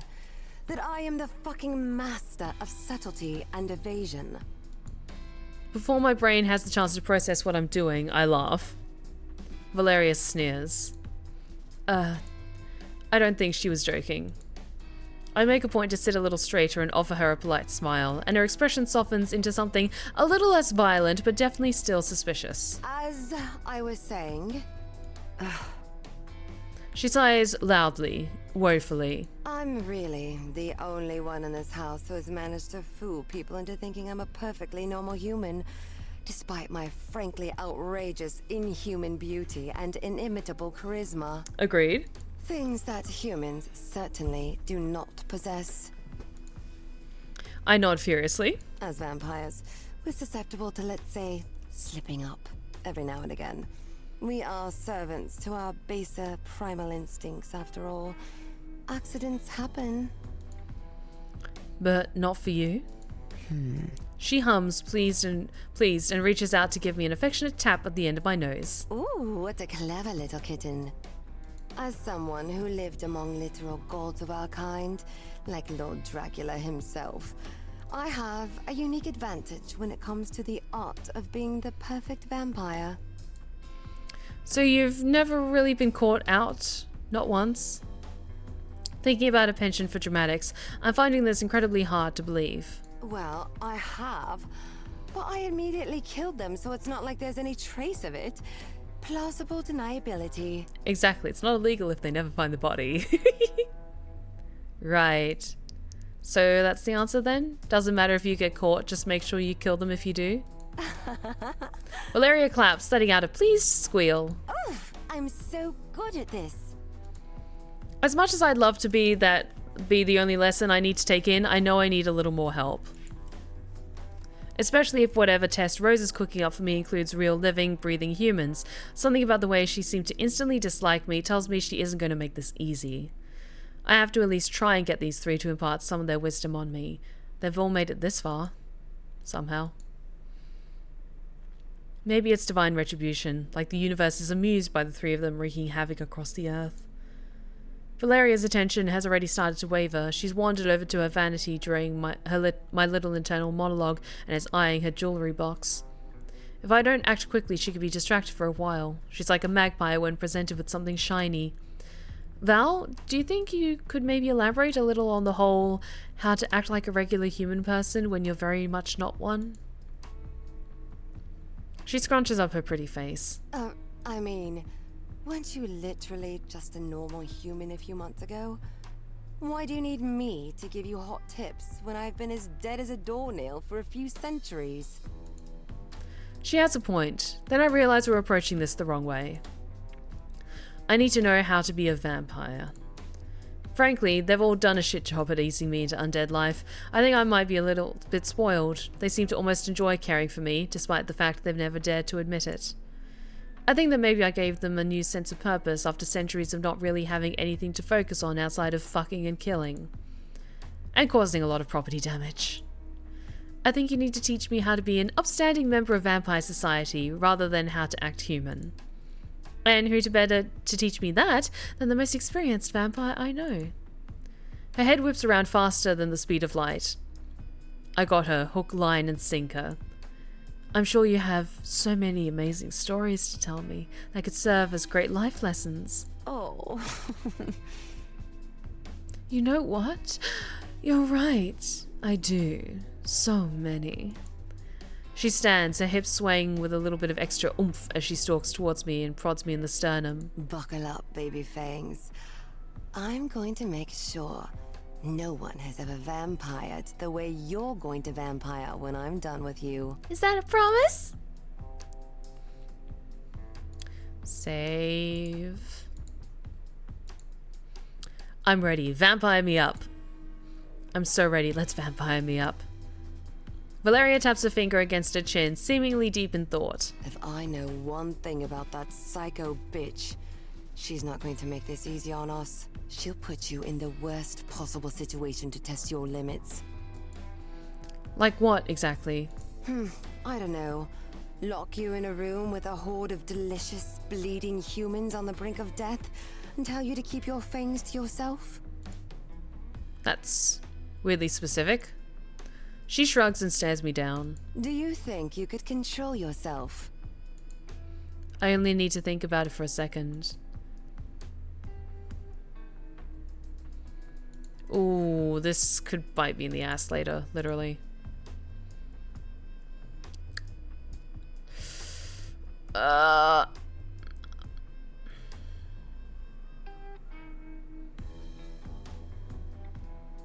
You know what? Just in case she's listening, I'm gonna say yes. It can't be that hard, right? I don't walk around with this all-consuming bloodlust coursing through my veins anymore. That only lasted, like, a fortnight, tops. If Ilyas can stop himself from ripping people's heads clean from their shoulders, then surely I can too. Sure I could. Valeria narrows her eyes at me, apparently not convinced. There's nothing more dangerous to our species than a slobby vampire. I was once a pathetic little weakling like you, believe it or not. So how did you manage? As you know, all of our senses are heightened, and so is our strength. But that also means that if you push past the bloodlust and desire, you're capable of incredible control. So what the fuck happened to Ilyas? Valeria laughs, her shoulders shaking. Illy was born in a much different world, kitten. He didn't have to control himself. He might have caused us more than a few problems over the centuries, but it's a little late to change him now. You wouldn't anyway, right? She shakes her head. Imagine how fucking boring life would be if that big meathead was tame. He keeps things spicy. Plus, Laurel and I are quite adept at cleanup operations. We look fucking hot in rubber gloves, I'll have you know. I would like to see this. Play your cards right and you might get lucky, baby fangs. We're never too far away from Illy snapping and doing something heinous. Just as I'm about to respond to her, the door swings open and Rose stands there in all her glory. At first glance, she's small and unassuming, but much like Valeria, she still manages to have a suffocating presence. There's something larger than life about her that almost makes you recoil in submission. Ugh. Valeria makes a weird, that's supposed to be noise. Weird noise I don't think I've ever heard from her before. A mix between a growl and a hiss. Her expression is vaguely murderous. Did they forget to teach you how to knock at bitch school? Whoa. Rose doesn't flinch at Valeria's shitty and frankly kind of disappointing insult. Oh, don't be like that, Petal. I know you're positively thrilled to see me. She steps inside the room, clipboard firmly fixed to her hand, and takes in her surroundings. Valeria's hands are curled into fists at her side as Rose stalks about her bedroom, watching her with thinly veiled rage. Rose lets out a pleased hum when she finds Val's beloved handcuffs on her bedside table, turning to us with a sly smile. Nice to see you haven't changed. Good old predictable Valeria. Bougie sellout. Valeria mutters something that sounds a lot like bougie sellout under her breath as Rose straightens up, staring down her clipboard with a raised brow. God, Rose is so fine though. She must be entering business mode. Now, what are you two up to here? Working hard, I hope. Valeria was educating me on, Etiquette. etiquette, yeah. Rose doesn't even try to hide her amusement. Is that so? And since when do you have any knowledge about that? Oh, this bitch. She clicks her pen and waits while Val buzzes with annoyance. I'm once again sensing some tension. Don't be such a bitter old crone, Tatiana. Ooh. Tatiana. Rose's upper lip twitches. If humans had hackles, hers would be standing at full attention. Didn't I once have to teach you how to dress appropriately? So you wouldn't look like a hot mess in front of Vlad and be thrown out of the castle? Ooh, ouch. Oh, we've got another request for emote only chat. I can do that for you guys. There we go. Switching that on for the next 5 minutes. Maybe you should show me a little respect. So there's history here. The deep, centuries old long kind. Also, are they going to fight? I would pay to see that. Now, let's not make this personal, Petal. I was just teasing. Valeria looks hard and cold and perfect, simmering with a blistering vengeance that could burn everything in sight. Even her sex faces all look like she's on the verge of murder, so maybe I'm misreading the vibe, but I feel like I need some popcorn. Watching two hotties fight is on my post-kick-the-bucket list. Maybe you should just get back to concentrating on saving the Fangling. Just pretend I'm not even here. She clicks her pen again and poises it above the page. Her expression is still sour, but I can tell she's really trying really hard to remain unaffected by Val's dig. Valeria can obviously detect this too. I know that the biggest mistake Rose made was provoking her, like poking a lioness that's guarding a fresh carcass with a big stick. Pretending won't be a problem. Come here, kitten. Valeria beckons me over. She laces our fingers together, drawing me closer, and, while she is arguably the most physically affectionate of my clanmates, I get the distinct feeling she's putting on a show. She drags the back of her finger over the apple of my cheek in a gentle caress, her face softening as she looks at me. How well do you remember the night Illy turned you? I swallow as her finger finds the scar left by Ilyas's teeth. Oh, you know. Yeah. Pretty well. Not like it's burnt into my brain at the single hottest thing that's ever happened to me and is the most replayed memory in my spank bank or anything. She hums, pleased, and then she makes pointed, direct eye contact with Rose. I notice that the other vampire is watching us intently, her expression one that I can't quite decipher. It's either extreme thirst or extreme anger. It's difficult to tell with her. Welcoming someone new into a relationship as intimate as one between vampires isn't something to be taken lightly. But when we laid eyes upon you, well, we just knew. I try to refute the fact, but Valeria giggles and quickly clamps her hand over my mouth. Love at first sight, right? I nod slowly as best I can and mumble against her palm. Mm-hmm. I can vaguely hear Rose scribbling away at her clipboard at an almost frantic pace, and when I cast her another glance, her lips are pursed like she's just sucked on a particularly sour lemon. It would appear that Valeria has hit some kind of nerve. Oh, we're just so lucky. A happy little family. Valeria's voice is edging on manic, and I'm really not sure how Rose isn't seeing right through her weirdness. I widen my eyes at her in question, considering I still can't fucking talk, and she responds with a vaguely threatening look that conveys a distinct feeling of shut the fuck up. Val leans in and starts nuzzling at the curve of my jaw, making strange little noises. It's then that I hear a loud clatter and both of our heads snap around to see Rose scrambling to pick up her dropped clipboard. Weird. Right, well, You seem to have this all under control, Valeria. She straightens up, regains her lost composure, and suddenly she seems far less intimidating. I'll be around to observe your session with Ilyas tomorrow. She smooths her hands over the front of her perfectly ironed skirt, nods once, and then awkwardly slips out of the door. The second the door is closed, Valeria slumps against me and finally frees my mouth.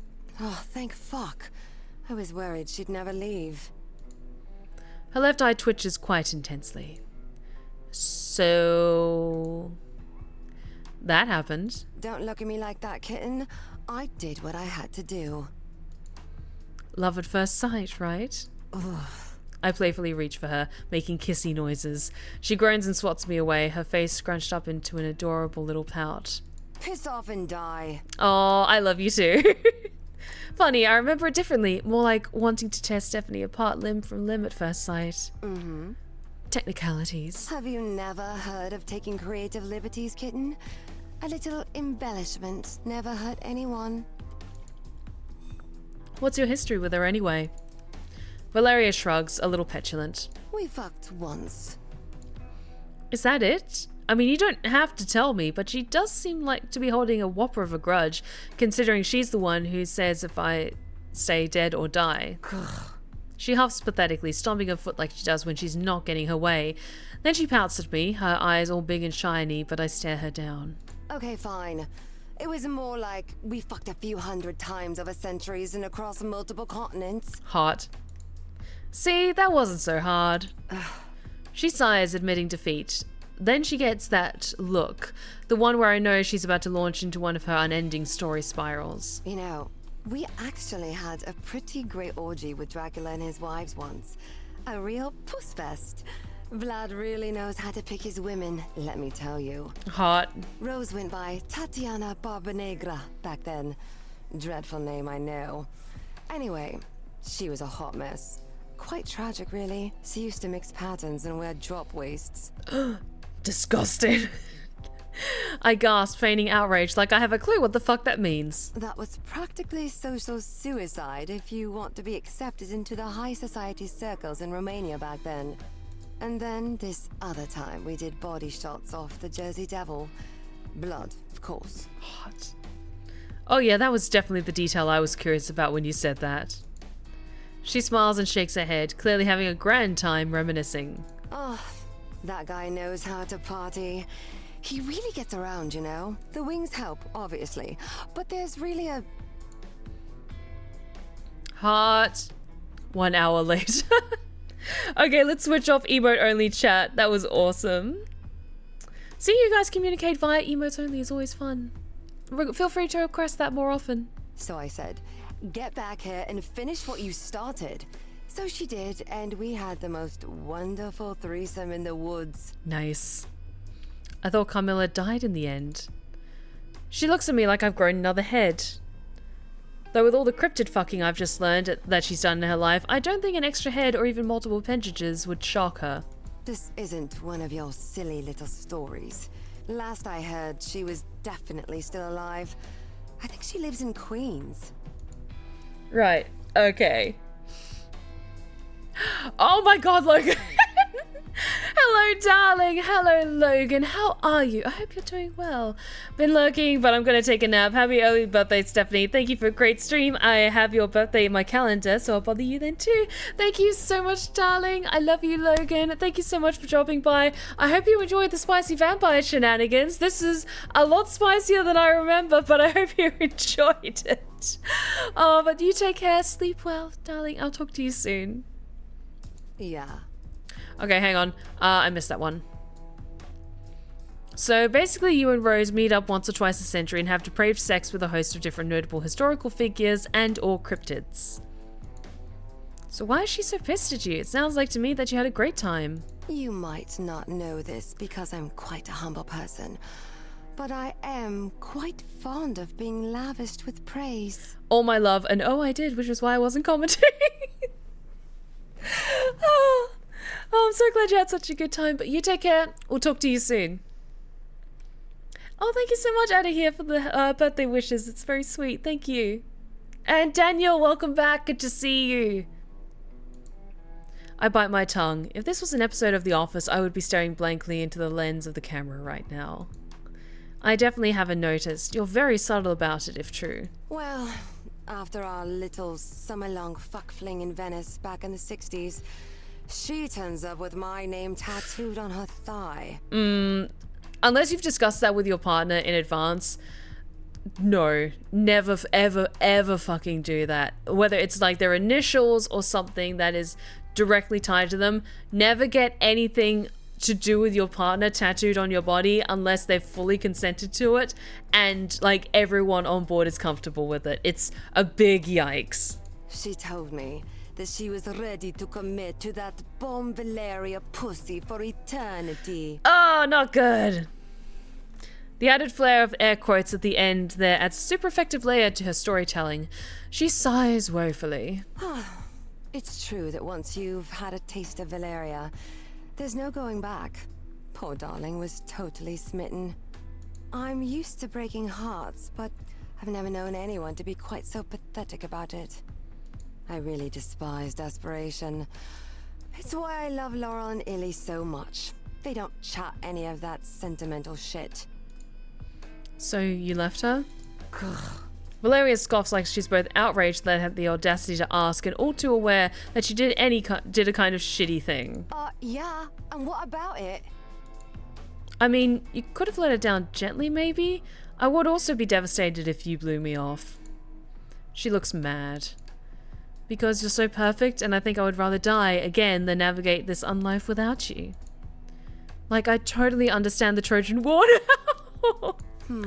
A little thick on the drama, but you're learning, baby fangs. She flops back on the bed, staring up at the ceiling. Thank God I dodged a bullet. I mean, look at her. She waltzes around with her perfect tits doing mundane tasks like, I don't know, slashing vital funds from budgets, making us pay taxes, jizzing herself over the power trip. Graphic imagery, she definitely looks like the type who would be up for some majorly sexy policy violation though. Valeria continues to lament, blissfully ignorant to my attempts at contributing. She just gets paid a meager wage to have a stick up her tight, perfectly waxed asshole. She used to live such a glamorous, depraved life. Partying all night, murderous rampages, shopping, fucking to her heart's content. Valeria sits up so fast she scares me. She looks startled or maybe like she's having a mid-immortality crisis. Fuck. What if that happens to me? What if I wake up one day and have the urge to... She shoves her hands in her hair and pulls at the strands dramatically. become a fucking bureaucrat? Never! What if that's why she's here? To indoctrinate me as revenge for breaking her poor, pathetic heart. She begins pacing and I get the distinct feeling that we've gone so far off course that I don't think we'll be able to find our way back.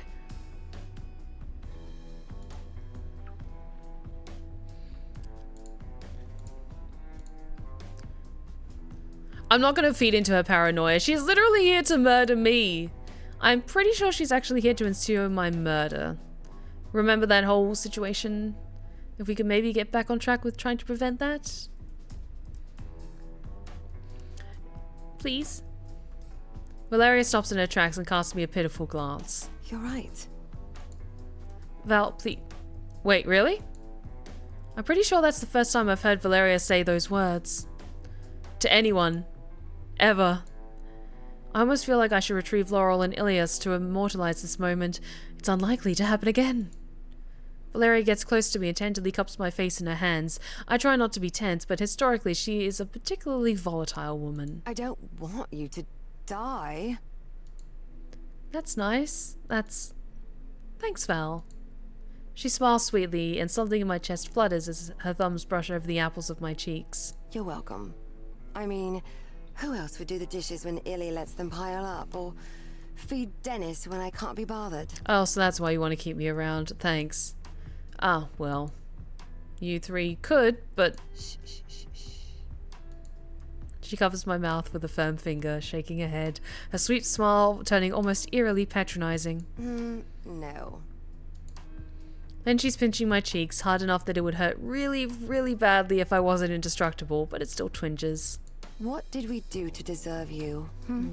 A silly human stumbling into our den like a disoriented little deer. Primed and ready for the taking. You're welcome. She pats me on the head. Everything is going to be just fine. Funny, because I still have this, like, heavy foreboding feeling in my stomach.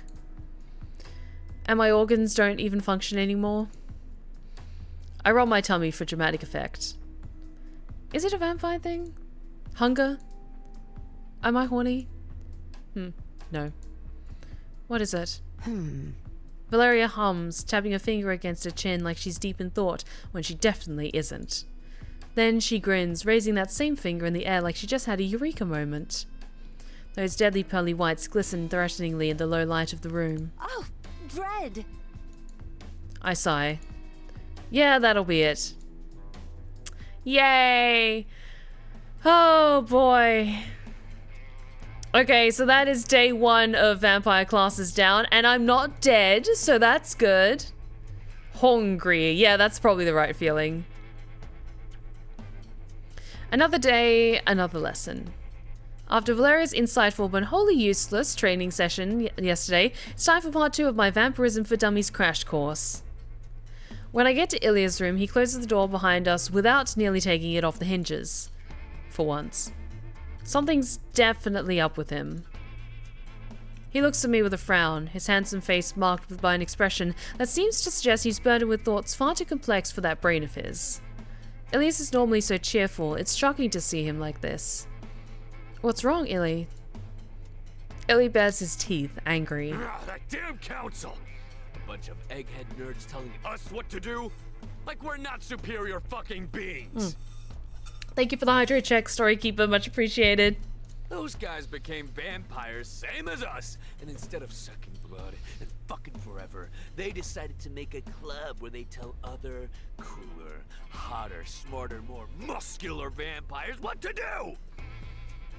One thing I do find interesting in vampire stories is the way that different stories flavor the idea of like a vampire council, because it's a very common thing across stories of with any kind of vampire setting in the modern day. So either it's like a vampire secret society or some kind of governing body that keeps the truth about vampires very hush-hush.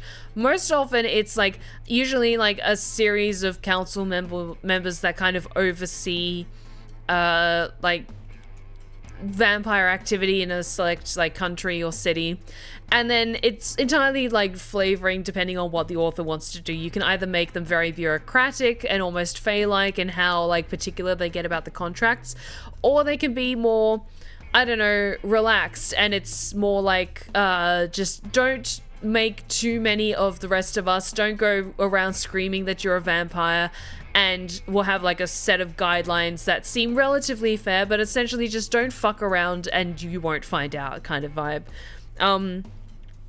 It's always interesting when people take it in slightly more different directions, and trust me, in Blood in the Airwaves, there is my own take on vampire kind of lore and traditions and systems in place, but I won't say anything more than that. Even though it's killing me not to! God damn it! Bullshit! It is bullshit. Oh my goodness! Daniel, thank you so much for the 6 gifted community subs! Oh my goodness, thank you!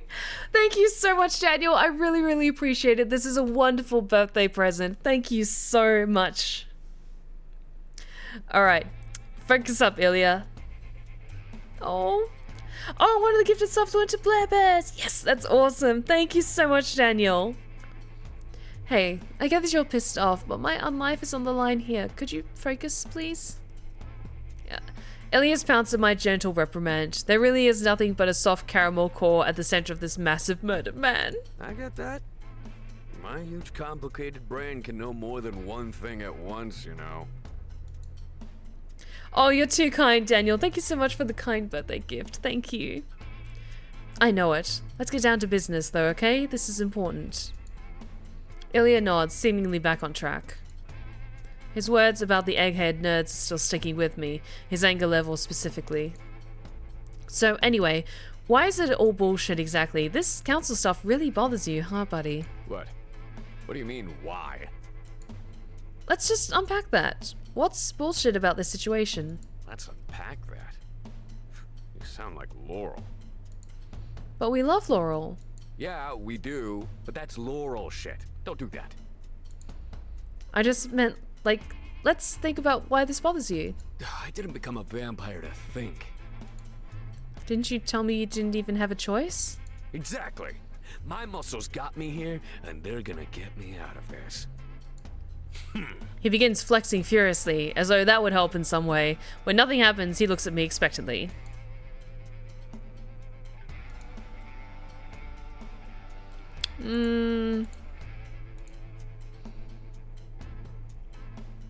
I'm not gonna tell him to, like, get a grip. Oh, I will wait for him to finish.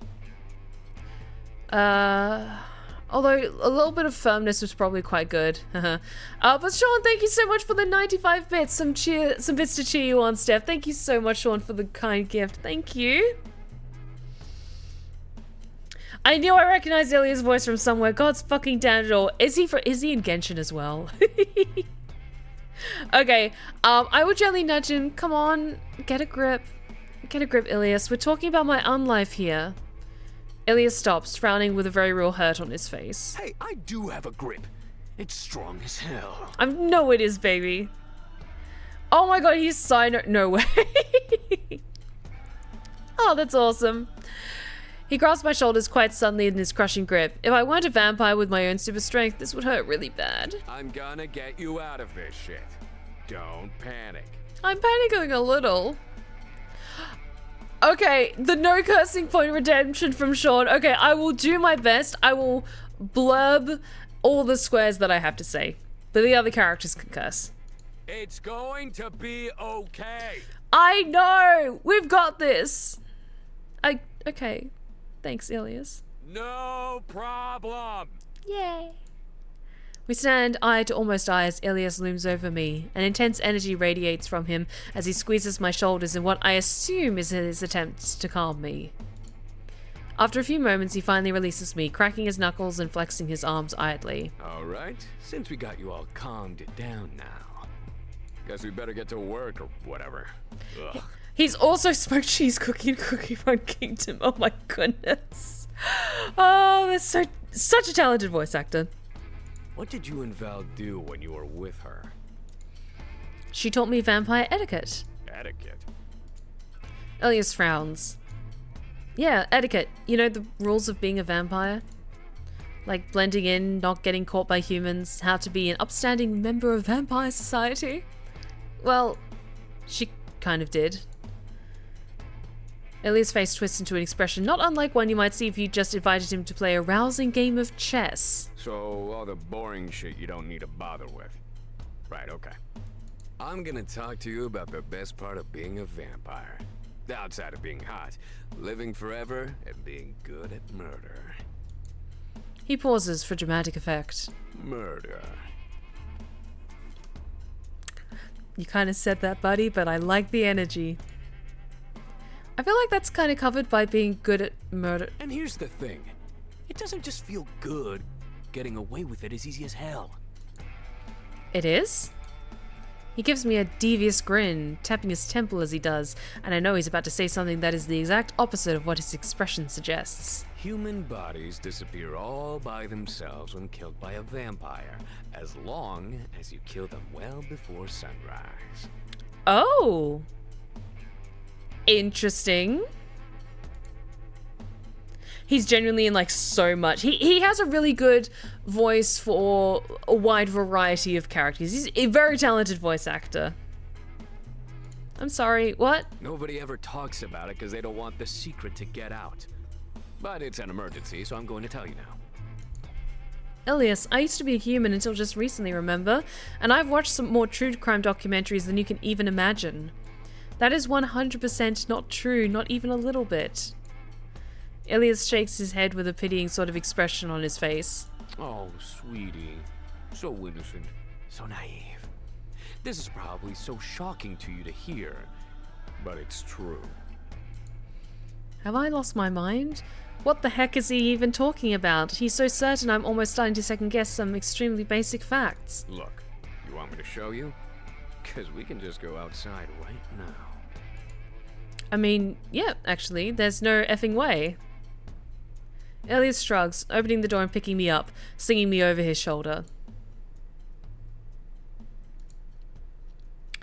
As much as I want to pick the spicier option, I said I wouldn't because I want to keep things for you guys to discover as well as not getting too lewd on the stream. Put me down. Put me down, weirdo. Ilyas doesn't pay me any mind, walking downstairs and out the front door. He doesn't let me down until we've gotten to the street. I glare at him, but he just shrugs. I'm faster than you, and this is an emergency, right? Doesn't mean you need to carry me like a sack of potatoes. Yeah, potato, tomato. That's not how that's saying. Shh. Listen up. I'm about to drop some knowledge on you.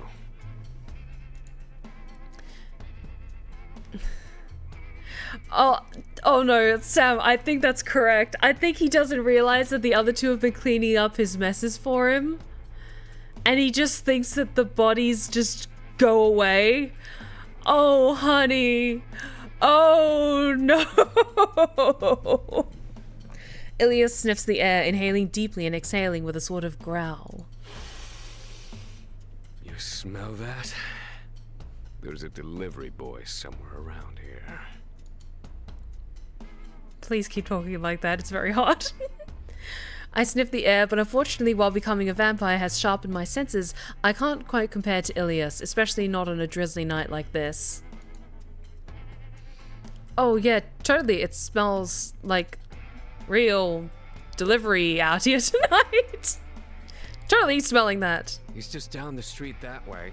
I'll bring him back here so you can see what happens for yourself. Watch and learn.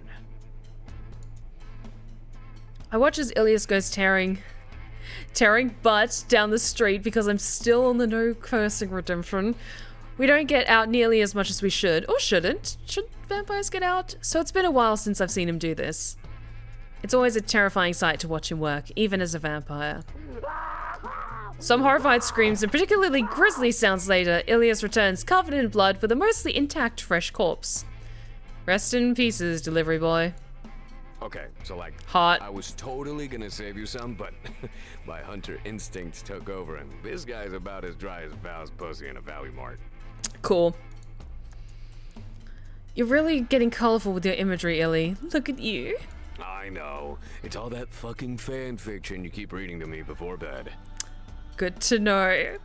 Like, okay, but I'll be honest, like, reading fan fiction with your partner, it depends on what kind of fan fiction, whether it's like fluff or spice or like even a goofy fan fiction that you find funny and you want to share with them. Reading fan fiction with your partner is wonderful. It's a lot of fun.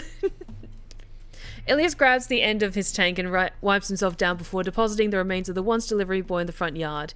He takes my hand, leading me over to the hedges to hide. And now, we wait. Oh no. Is he about to get his heart broken? Oh, thank you for the hydrate check. I really don't think we're going to see anything. Shh. He places a meaty, calloused finger on my lips. I don't know what he thinks is going to happen, but I decide to humor him. It takes about 10 minutes before I hear the sound of Laurel and Valeria's voices inside. It sounds like Laurel is saying, Not again. I thought you had a talk with him about this. I did. But you know, he's showing off, so everything goes out the window.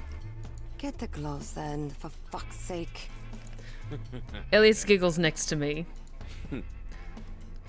Laurel and Val are gonna see it too, just wait. He doesn't know! Oh, baby, no! They do look fabulous in the gloves, to be fair. A few minutes later, Laurel and Val emerge from the house, both garbed in what seem to be pink marigold gloves, carrying buckets and some strange tools.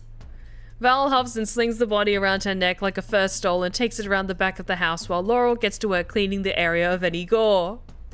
Ilyas's jaw drops as he watches. What the fuck? Oh, this poor boy. These two must have been cleaning up for him for centuries, and he's only just found out.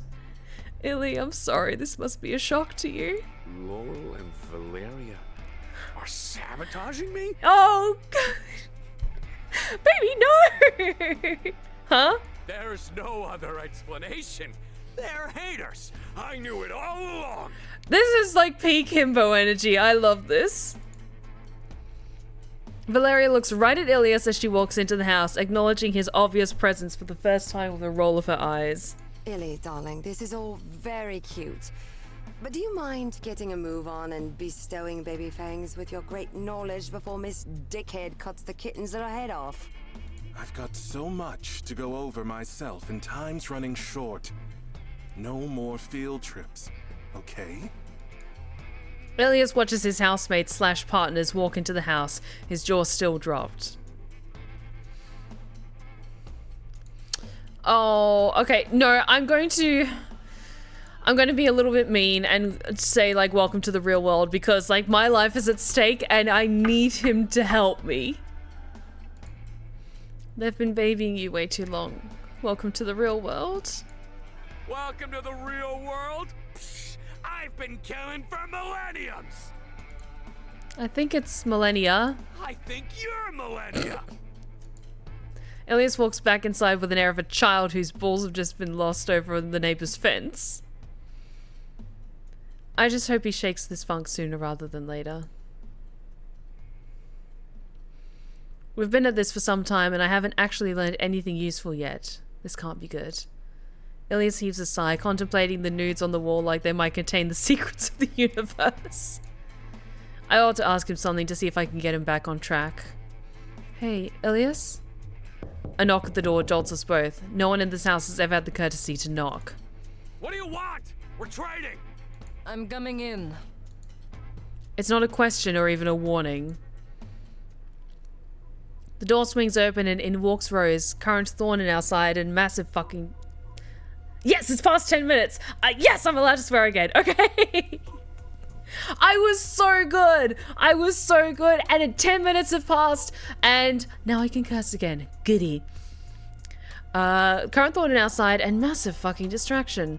Ilyas whips around to look at her, his voice a growl when he speaks. Is that any way to talk to the woman in charge of whether your little fangling lives or dies? Just say whatever the fuck you were gonna say and get out already. I'm here to observe, Ilyas. Did you already forget what my role is? Do not fool yourself into thinking I'm here by choice. Oh, well, whatever. Just stay out of my way. Oh, I wouldn't dream of getting in your way. She clicks her pen obnoxiously, holding up her clipboard and writing something down, quite obviously here specifically to get in our way. Just proceed as if I'm not even here. Fine. Ilyas seems rather out of sorts, but I can't let Rose throw us off. Oh, where was I? We were just talking about murder, right? Ilyas snaps his fingers as if he's just had some great breakthrough. Murder! Yeah, murder. I can feel Rose's red gaze burning a hole in me and it makes me nervous.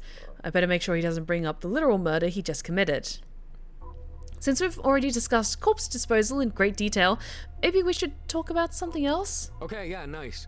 Maybe we should go over to the fun part then. The fun part? How much to kill your target? Oh, makes sense?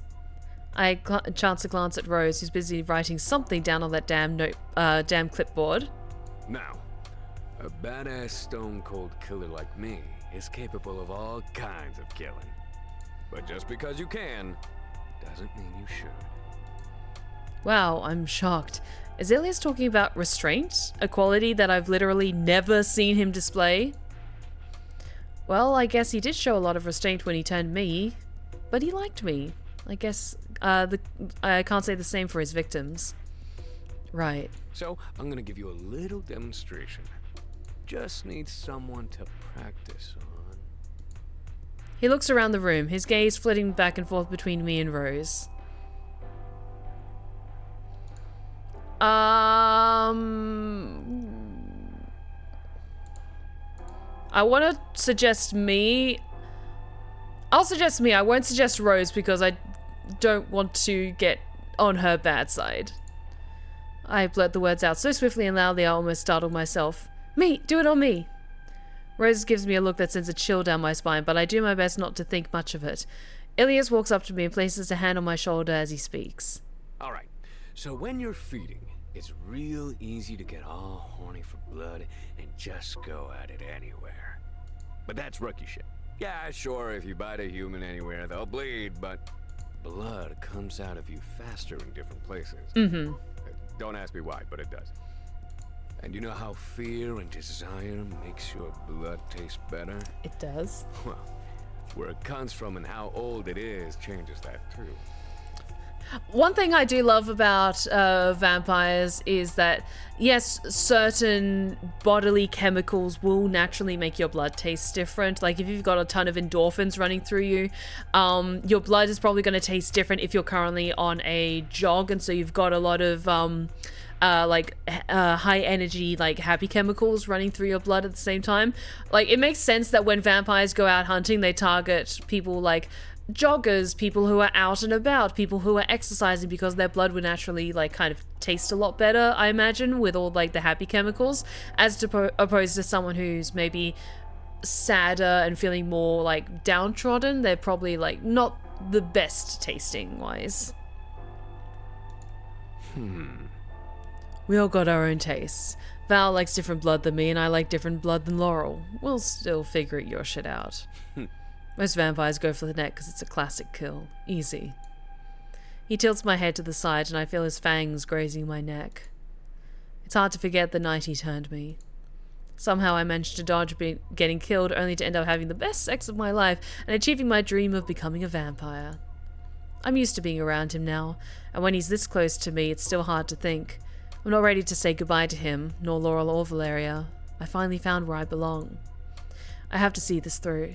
You bite down right here, and the blood comes out quick and easy and fresh. But that shit's boring. A hunter like me needs more than that. I click from Rose's pen and some furious writing. Uh-oh.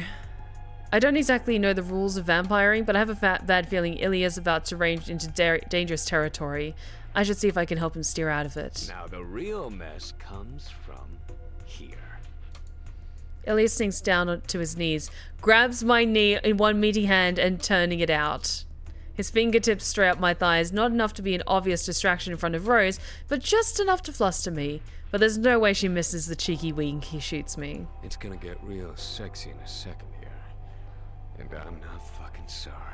I will say, that is something that I love putting in like vampire fiction, is especially during spicy scenes, having the vampire like bite the inner thigh, because that is where one of the main arteries like runs through the body, and it's also one of the closest spots to where all those happy hormones are currently happening at the moment. So yeah, biting the inner thigh specifically and drinking from it during moments of passion is just wonderful in vampire books.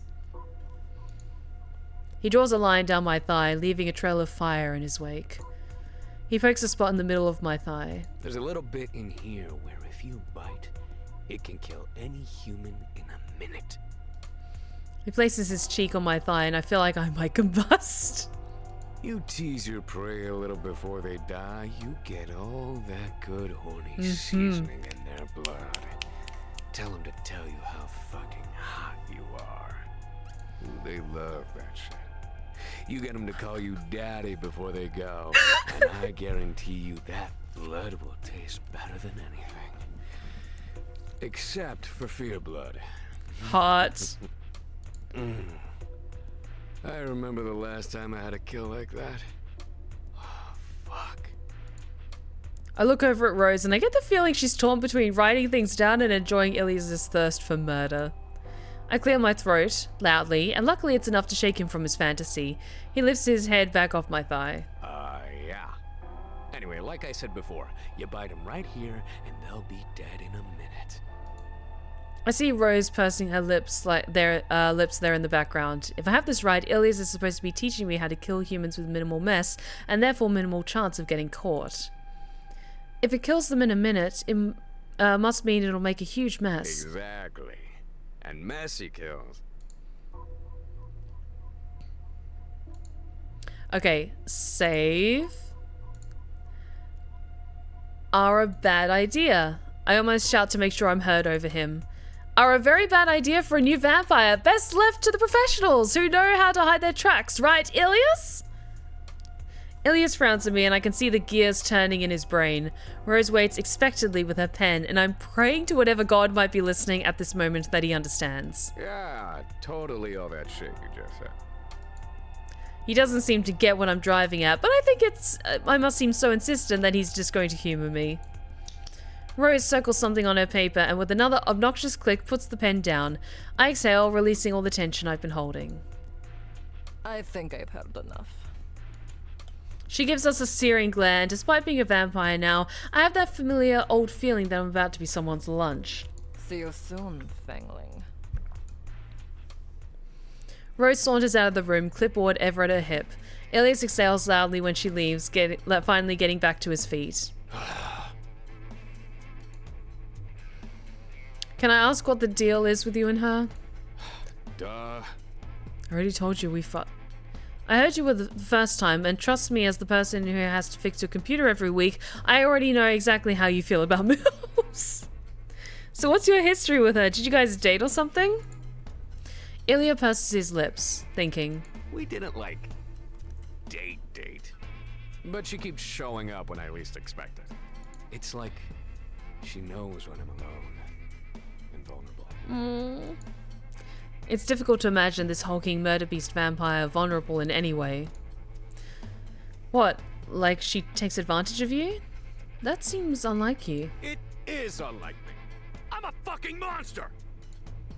Ilya bares his fangs into display, presumably intended to remind me how terrifying he is. It kind of works. Unfortunately for him, I think I've been his housemate a little too long. But she just... It's like she knows, man. Oh, baby! My baby! Well, go on. Okay, so like, you know Laurel and Val and I do our thing every now and again? A hunter like me needs to get out there and hunt without a bunch of rules and shit. And those guys are great, but they just slow me down. Yap, you can't kill 20 people and leave their bodies all over the street, Ellie. Whatever. And neither of them is into Juego lads, which makes zero sense. I mean, have you heard the crap Laurel listens to? It's like noise. It's just fucking noise. Now the Juego lads, that's fucking noise. He seems very proud of this one. They don't really tour that much these days. Oh, but when they were at their peak 30 years ago, I saw them in Las Vegas. He sighs pleasantly. Las Vegas, man. What a town for a vampire. So much stupid prey at night. So many suckers inviting you inside. That's one thing I do like about the remake of Fright Night, is that they set it in Las Vegas, which makes a lot of sense. Like, everyone works the Las Vegas Strip and then sleeps during the day, which, you know, perfect cover for a vampire. I wish there were more vampire books set in Las Vegas. Maybe I'll have to write one day. When I eventually do visit Las Vegas, and then I can, like, go there for an education trip myself. Anyway, Juego lads were playing a set at midnight, so I had to be there. Picture this. Glow sticks and sexy, sweaty bodies, wearing almost nothing, all moving to the Juego lads' beat.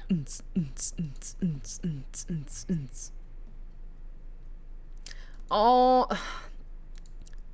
I want to pick the spicier option, but I want to play it safe. You know what? I don't want to, like, boo-hoo his fun. I'll say I wish I could have been there. If it gets too spicy, I will put the screen up. Ilyas looks at me as if I just said something mind-meltingly sexy. You start talking like that and I'll never get this story finished. I'll take you someday. Oh, yeah. Just imagine me, you, the pounding bass, and all those warm, blood-filled bodies all around us. We take in the music, and then I take you. Hot. He gives me that fanged grin that makes me go weak in the knees every time. Anyway. Someday. But yeah, you asked me, so back to I Rose. was losing myself in the Juego lights. And then I see her. The most perfect little raver girl I'd ever laid eyes on. Well, girl isn't right. Raver MILF, more like. Nice. Raver MILF kind of sounds like a pulp horror series. Raver MILFs from Mars. Ilyas frowns at me, both confused and annoyed. Laurel would have thought that was funny. Laurel's voice comes through the wall, or is it my mind? Even all these months later, I'm not always certain. Anyway.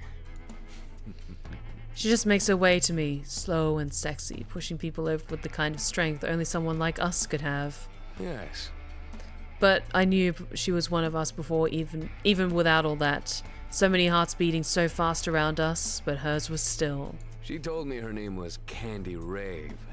Spelled it and everything. He slips into what I assume is his impression of Rose. That's Candy with an I and Rave with 2 Y's. Why did she spell her name? Ilyas shrugs. I told her she could have skipped all that and just let those phenomenal titties do the talking. So she slapped me. Ilyas grins. Oh yeah. And then we made out and I fucked her right there in the crowd. It was one of the hottest things I've ever done. And I've done some truly fucked up shit with some hot people. Weird shit happens in the pit in concerts, I'll just say. But she got weird after, man. She kept trying to ask me what was next, and I was like, babe, chill. I mean, I banged her another 10 times before I left Vegas, obviously. But she just kept asking all this weird shit. Wow, all of my roommates are assholes. Like, you all banged her and she wanted something more committed. But understandably, if you're not down for that, that's completely valid.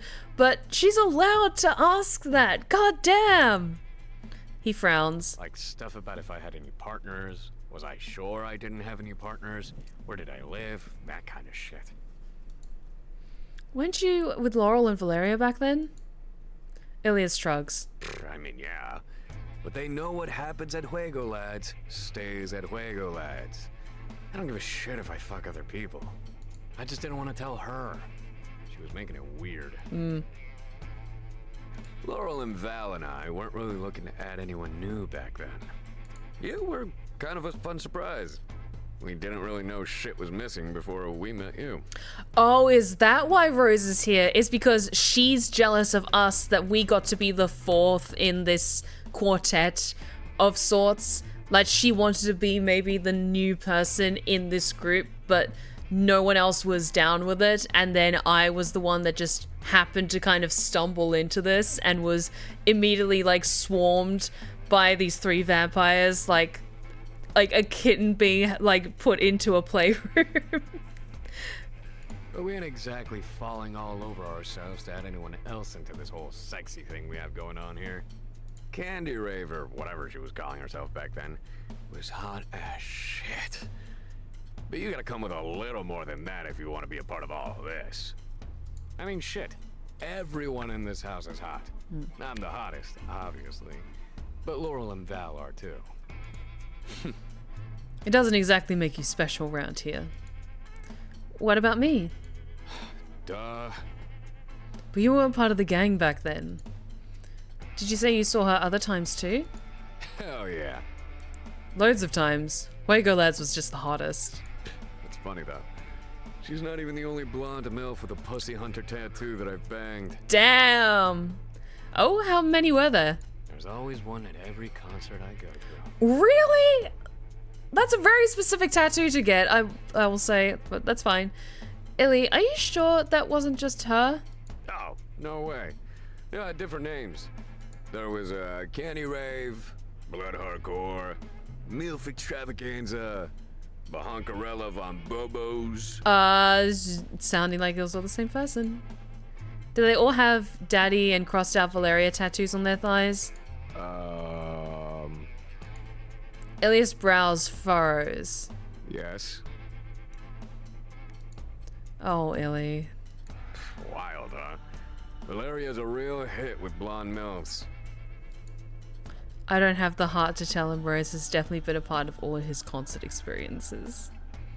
What a coincidence. You said she just keeps showing up, though. Yeah, she pops up a lot in weird places. One of the last times I saw her was on a hunt in the mountains. She dropped the candy with an eye shit and told me her name was actually Rose. Said we met at Juego Lads and that our connection was just too good to deny. Oh, excuse me. But when I wouldn't take her back home with me, she got real mad. Haven't seen her much since then. I see. Sounds like Rose has been showing up to concerts Ilyas was attending with a new name and presumably in a wig or a disguise of some kind. For a moment I imagine her in a pair of those classic Groucho Marx glasses, and I wonder if Ilyas would still hit it. Probably. Was that? Nothing? Nothing. Okay. We look at each other in a strange silence. Perhaps the memory of Rose's awkward exit has made him feel odd, or maybe the stress of our situation is just getting to me. Ilyas breaks the silence by clapping a massive hand to my shoulder. You're gonna be alright. We won't let her kill you. Thanks, silly. If she does, I'll just kill her. And the rest of that fucking council. Oh, that's so sweet. I'll be avenged. Thank you. He smiles reassuringly at me, and it's sweet in that uniquely violent way, but vengeance won't bring me back to unlife. I move in for a hug, but Ilyas beats me to it, wrapping his massive arms around me and holding me close to his cool, hard body. Go do the rest of your training and we'll bang the nerves out of you, alright? It's gonna be fine. I knew you just know just what to do. Guess I ought to find Laurel then. See ya. Oh. Ilyas' optimism is nice to see, but it doesn't quell the nerves in my stomach as I leave his room and make my way down the hall to see Laurel. Alrighty, part 4, Laurel. It's not a crime to have a terrible sense of humor, is it? Things are going good so far. Oh, take care, Daniel. Hate to go early, but I have to get up early. Good night, everyone. Have a happy rest of the week. Thank you so much, Daniel. Thank you again so much for the gifted subs. I really, really appreciate it, and I hope you have a wonderful rest of the week. I don't often find Laurel hunched at his desk, his fingers steepled in thought. Come to think of it, I don't think I've ever found him like this during the entire 6 months I've been living here. Usually when they invite me up to their bedroom, it's to play guinea pig for some fancy new kink furniture they've built, to talk about the philosophical meaning of my new undead life, or to learn about the sexy things Ilyas has been doing to me. I haven't felt this way since the night I was turned. Also, I appreciate someone who has really well organized shit, including keeping all of their bedroom accoutrement at the ready, all cleaned and prepped and ready to go at a moment's notice. So here I am, ready and kind of willing to conclude my How to Be a Vampire in 3 Days lessons. Is the doctor ready to see me now? That snaps Laurel out of their serious contemplation. One moment they're looking at me from the desk, the next materializing directly in front of me. Shit, that's so much cooler than my sticky hand powers. Did you have fun with the others? The amount of laughing I heard suggests you spent your time, if not wisely, then at least with fun in mind. Such is the way of things when one's total and complete obliteration feels inescapable. Oh, yeah. I learned...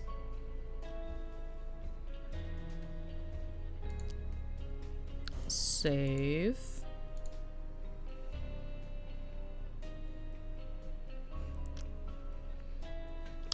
You know what? I'm probably gonna go with that one. I don't want to throw my maker under the bus. Val told me that lying is cool. Hard to say what Val taught me, actually. Maybe that one lesson I could take away from her among the various vaguely sexual stories, including urban legends, is that lying is cool and fine. And also that thigh tats are not the way to her heart. His expression reeks of disappointed but not surprised energy. Oops. And... okay, this is all the things we're discovering, okay. Illy taught me how to suck at body disposal. So I recall. Baby. Sorry to say that successfully roping others into cleaning up your messes won't impress dearest Rose, even if it might impress me. And Val told me that Rose is kind of whipped. I know she still holds the fate of my fragile little life in her hands, but Rose seems a little less scary to me now. I mean, she's kind of whipped, right? Can you blame her? And Illy taught me how to be a messy eater. Did he now? Share with the class? Well, I learned how to bite the shit out of a tasty human thigh for maximum bloody goodness. Laurel gazes back at me, visibly unimpressed. I'm also vibing with their theme for, like, Laurel's room. I dig this. He taught you how to find the femoral artery. That's it, the femoral artery. Thank you. Yeah. It was cool as fuck. Yes, I can see that on your face. We can commiserate about Illy's impressive ability to distract from a life-changing task after I teach you what needs to be taught to keep dearest Rose from signing off on your evisceration. Anything else of note? Nope. I see. Well. There's a pause as he takes in a deep breath. The sigh he exhales is one of obvious disdain. That was all quite useless, wasn't it? I scratch at my throat and exhale a profound sigh. I'm going to die, huh? There. Not if I have anything to do about it. Please save me, Laurel. Stay put. Where else am I going to go? Downstairs to make small talk with the vampire who wants to see me turn to ash? While Laurel crosses their bedroom to retrieve whatever book or diagram I'll have to study to up my vampire street smarts, I just sort of stand there, trying my best to not fidget or sigh too loudly. This sucks, but there's no use in complaining to my cool roomie about it. What I don't expect to see when Laurel throws open their closet doors is a human bound up by layers and layers of thick nautical rope, the kind I've only seen used in crime novels and Jaws. Which is to say, not the lush purple kind I've seen them use on both Illy and Val while I watch.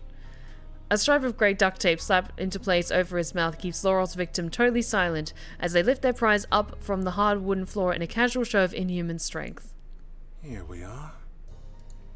Laurel carries the poor guy over to the edge of the bed, plops him down on the foot of the mattress to face me, then rips the duct tape clean off his victim's mouth none too gently. Even I flinch at the roughness shown. Weirdly, the guy remains totally silent, looking almost empty but for a set of unnaturally wide eyes. I did some shopping of my own while you were busy playing captive audience for the others. Oh, at least one of these guys is taking it somewhat seriously, and I do appreciate that. Thank you, Laurel. He must have really done something to piss you off, huh? Let's just say he's deserving of the world of pain coming to him. I can't stop staring at the bewitched guy in front of me. Some part of him has got to be bugnuts terrified beneath the eerie calm. Unluckily for him, the deer in headlights look taps into my newfound bloodlust, triggering my hunger. I've nearly got a mouthful of saliva to swallow in seconds after my heightened senses hone in on his central nervous system. Oh, his heart's beating so fast. That's because I haven't sampled the goods yet. I gasp, my bottom lip quivering with a tidal weight of emotion suddenly welling up inside of me. Is this, like, a last meal to help me cheer up? Here I am, worrying about not making it out of this mess alive, and here all my vampire homies are, trying their hardest to console me. Laurel. So touching. Focus. This is not a gift. Without another word wasted, Laurel faces our captive, bends down close, and snaps once before his stricken expression. The guy's reaction is immediate as Laurel straightens upright and faces me again, apparently satisfied. I watch in total fascination as confusion swims to the surface of our hostage's glassy eyes, life returning to his pinched mouth in the form of a tentative quiver. This is a learning tool.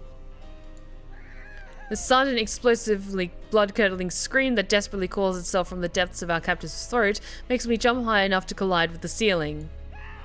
and stay there as the yelling continues. It's not a conscious thing I decide to do.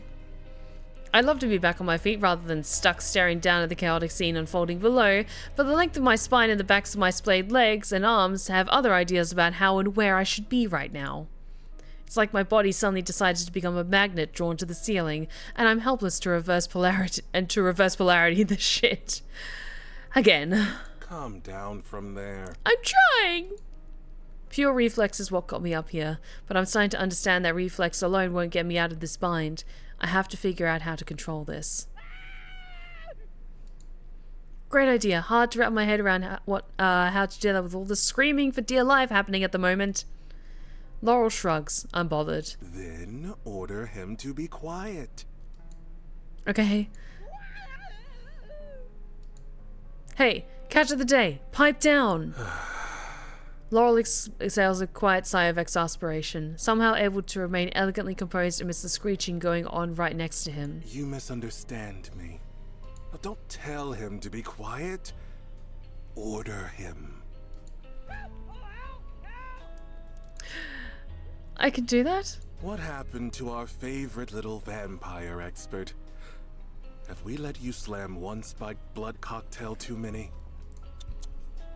I keep telling Illy and Val we're spoiling you far too much. Okay, fine, I'll try using my powers again. I hate it when they talk to me like that. Hey, I got this. Yes, you do. Laurel spreads their arms wide and steps aside, as if they don't want to get in the way of my vampire charms. I'm going to take this as a compliment and a vote of confidence in my emerging abilities.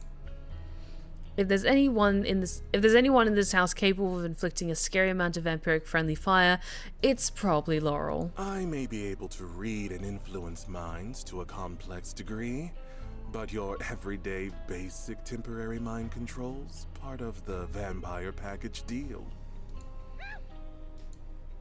It's a wonder Laurel hasn't lost their patience at the guy's hysterical cries for help. I'm at the end of my rope myself. Now, show me what you can do. Right, like I said, I got this. Here goes nothing. Okay, save. You there, cease your screaming at once. Surprise, surprise, nothing happens. The guy keeps screaming, Laurel keeps frowning, and I keep sticking to the ceiling. Great. Just as I open my mouth to apologize, a familiarly scary voice floats into the mix, adding sort of threatening je ne sais quoi to the oral chaos. Does anyone know the meaning of beauty rest around here? Anyone at all? How am I meant to get a wink of shut-eye with all of this racket? Ah, dearest Rose. I was starting to wonder if you'd forgotten about me. My walking sword of Damocles switches her hips further into Laurel's bedroom, looking on the verge of a coy giggle, red lips curved with a hint of pleasure in a way that feels like a ransom in the making. This feels different. There's that same threat in the air, like a predator lying in wait, but it's like some of the edge has been taken off by Laurel's welcome. Not exactly defanging her, more like sanding her claws into rounded nails more capable of raising welts than drawing blood in the space of a handful of seconds. Never you, Laurel. See to the bleating cattle, will you? My pleasure. Laurel bends down to bring himself to eye level with his captive and utters a toneless order under his breath. It's inaudible and intimate, like a secret whispered just for him, and the screaming stops immediately as if with a push of a button. The guide's left to stare vacantly ahead, mouth frozen open around a silent void. I take mental notes from where I remain stuck to the ceiling like my skin's made of Velcro. There. Now we can talk properly. God, I'm these two are afraid so I'm hot. not here for a chat, Laurel. You know the drill. Of course. I have utmost respect for the council, pet. But don't think you've gotten away with making me feel left out. After all we've shared, you choose to go to Ilyas in Valeria first. And I'm not meant to be insulted. The little red pout Rose pulls for them reminds me of the face I used to make whenever I needed to get out of a good scolding. Seeing her looking at Laurel like that makes for a shocking discovery, but maybe not a bad one. I was expecting them to share a sordid past, but not this kind. Then again, it's Laurel. If there's anything that should surprise me, it's that I can still be surprised by new things I learn about them. It hasn't been 10 years yet. You asked for another 10. I'm a good... I know a hasty save when I see one. She adjusts the clipboard in her hands, and at first I'm confused as to what's got her second-guessing her words. Then she swivels her head up at me with a scowl and I realize I'm the answer. Unlike some people, I never go back on my word. I doubt that, but keep quiet. Laurel doesn't need me to defend their honor, and I really don't need to draw any more attention to myself. I'm kind of drowning in scrutiny. If nobody comes looking for me until 100 years from now, it'll be way too soon. Goodness, I've forgotten myself. Where has my mind gone? Seeing you again has had something of a dizzying effect on me, Rose. I think it really has been too long. Hot. Ever the sweet talker. You never change. I think you like that about me. No? My consistency. Hot. She catches herself with a quick adjustment of her clipboard, a snooty air of forced gravitas swiftly returning. Aren't you gracing this wastrel of yours with the information necessary to be welcomed into polite society? I will remind you that I'm here to observe, not to interrupt. Laurel smiles. At this angle I can see just about everything, but the meaningful gaze passed between them isn't anything I can unpack from up here. You're right. Time to return to the task at hand. They look up at me and I recognize in their eyes a mesmerizing glint that fills me with a skin-tingling flush of ecstasy and a stomach-dropping dread. Get down from there. I don't know how I do it, or if I'm even the one doing it at all, but I drop like a sack of potatoes not a second later and land on the balls of my feet. A few more seconds of teetering on unsteady soles, and then I carefully stand upright, hands spread out for balance. Holy shit. Well done. You should be proud of yourself. Should I? For a moment I felt a fog in my mind that was foreign, like a quarter tucked into a coin slot to make me come alive. But it's gone now, smoke dissipated with a wave of a hand. Laurel doesn't use their powers on me unless I explicitly ask them to, or if there's an emergency. There go my nerves again, triggered this time by the fact that Laurel's passing their orders off as my free will in front of Rose. If I don't get my ability under control by the time Rose makes her assessment, she's totally going to kill me. I choke out a nervous laugh. Nope, nothing suspicious here. Thanks. Now, where were we? Right, I was practicing my vampire charms. I'm so good at charming humans, I totally know what I'm doing. If the council needs someone to... You don't have to go that far. Rose here understands that you're a faintling. Expertise isn't required. Just mastery of the basics. He looks to Rose then, encouraging. Correct? She's not slick. I wonder if she can tell I'm on to her desire for more of Laurel's attention. I try not to stare at her too closely, the way you're not supposed to stare into the sun if you know what's good for you. Not that I can look at the sun anymore, which now I wonder if I'll ever miss it. I was the sort of kid that was always tempted by the risk. I managed to resist then, and I'm not going to give in now. The council trusts your judgment. They would have sent us an unimaginative doldrum of a paper pusher if they didn't. Correct. If she had wings, Rose would be preening her feathers, happily indulging in the flattery. I suppose you're not wrong. Good. Now, back to the basics. Our friend here seems to have lost the pep in his step. I may have overdone my hushing charm. That's why we're lucky to have you with us. Why don't you order our friend to forgive me? Oh, like order him to say, Laurel Portman, I forgive you for making me a dull boy? Laurel gives me that look he adopts whenever I've said something super dorky. Personally, I think I'm having the presence of mind to work in the reference to The Shining, while facing almost certain permadeath makes me pretty cool. But that's just me. Okay. I rub my hands together, then shake them out, hyping myself up to put on a show. Forgiveness it is. Remember, if his mind is a cup, then your goal is to serve him the perfect pour. Paint a picture in your mind of how he looks and sounds while carrying out your order. When the picture is clear, prepare yourself to fill his cup with your vision until it almost overflows. Paint a picture in my mind. I can see it. Good. Now hold it in your mind and give the order. Give the order. Ooh, okay, 1 second.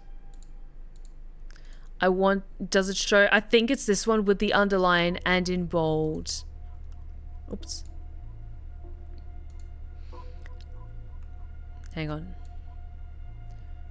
Underlined and in bold. Oh no, it doesn't show it. God damn it.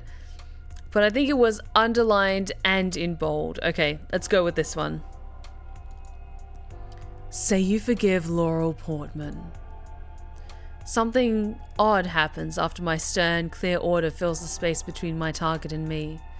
There's a feeling like an aftershock in my brain, a sort of ripple outward like a stone skipped across calm waters. Only the sensation feels like reaching for something and expecting something to reach back. Then our eyes connect, mine and our dinner. He looks at me, hazy and unfocused, but his mouth moves independently of the rest of him.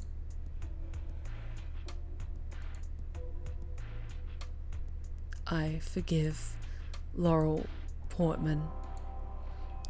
Hey, nice voice. It is a rather nice voice.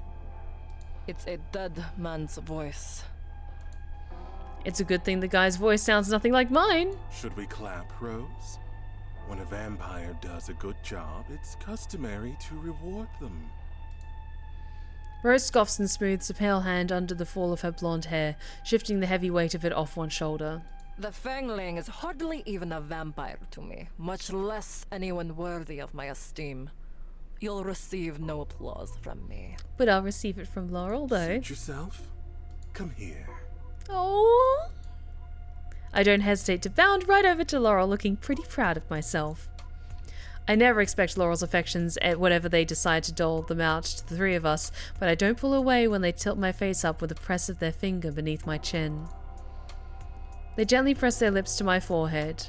I shudder, and not because of the chilly familiarity of their kiss. You performed beautifully. Well done. I can't stop grinning. Maybe I'm not so hopeless after all.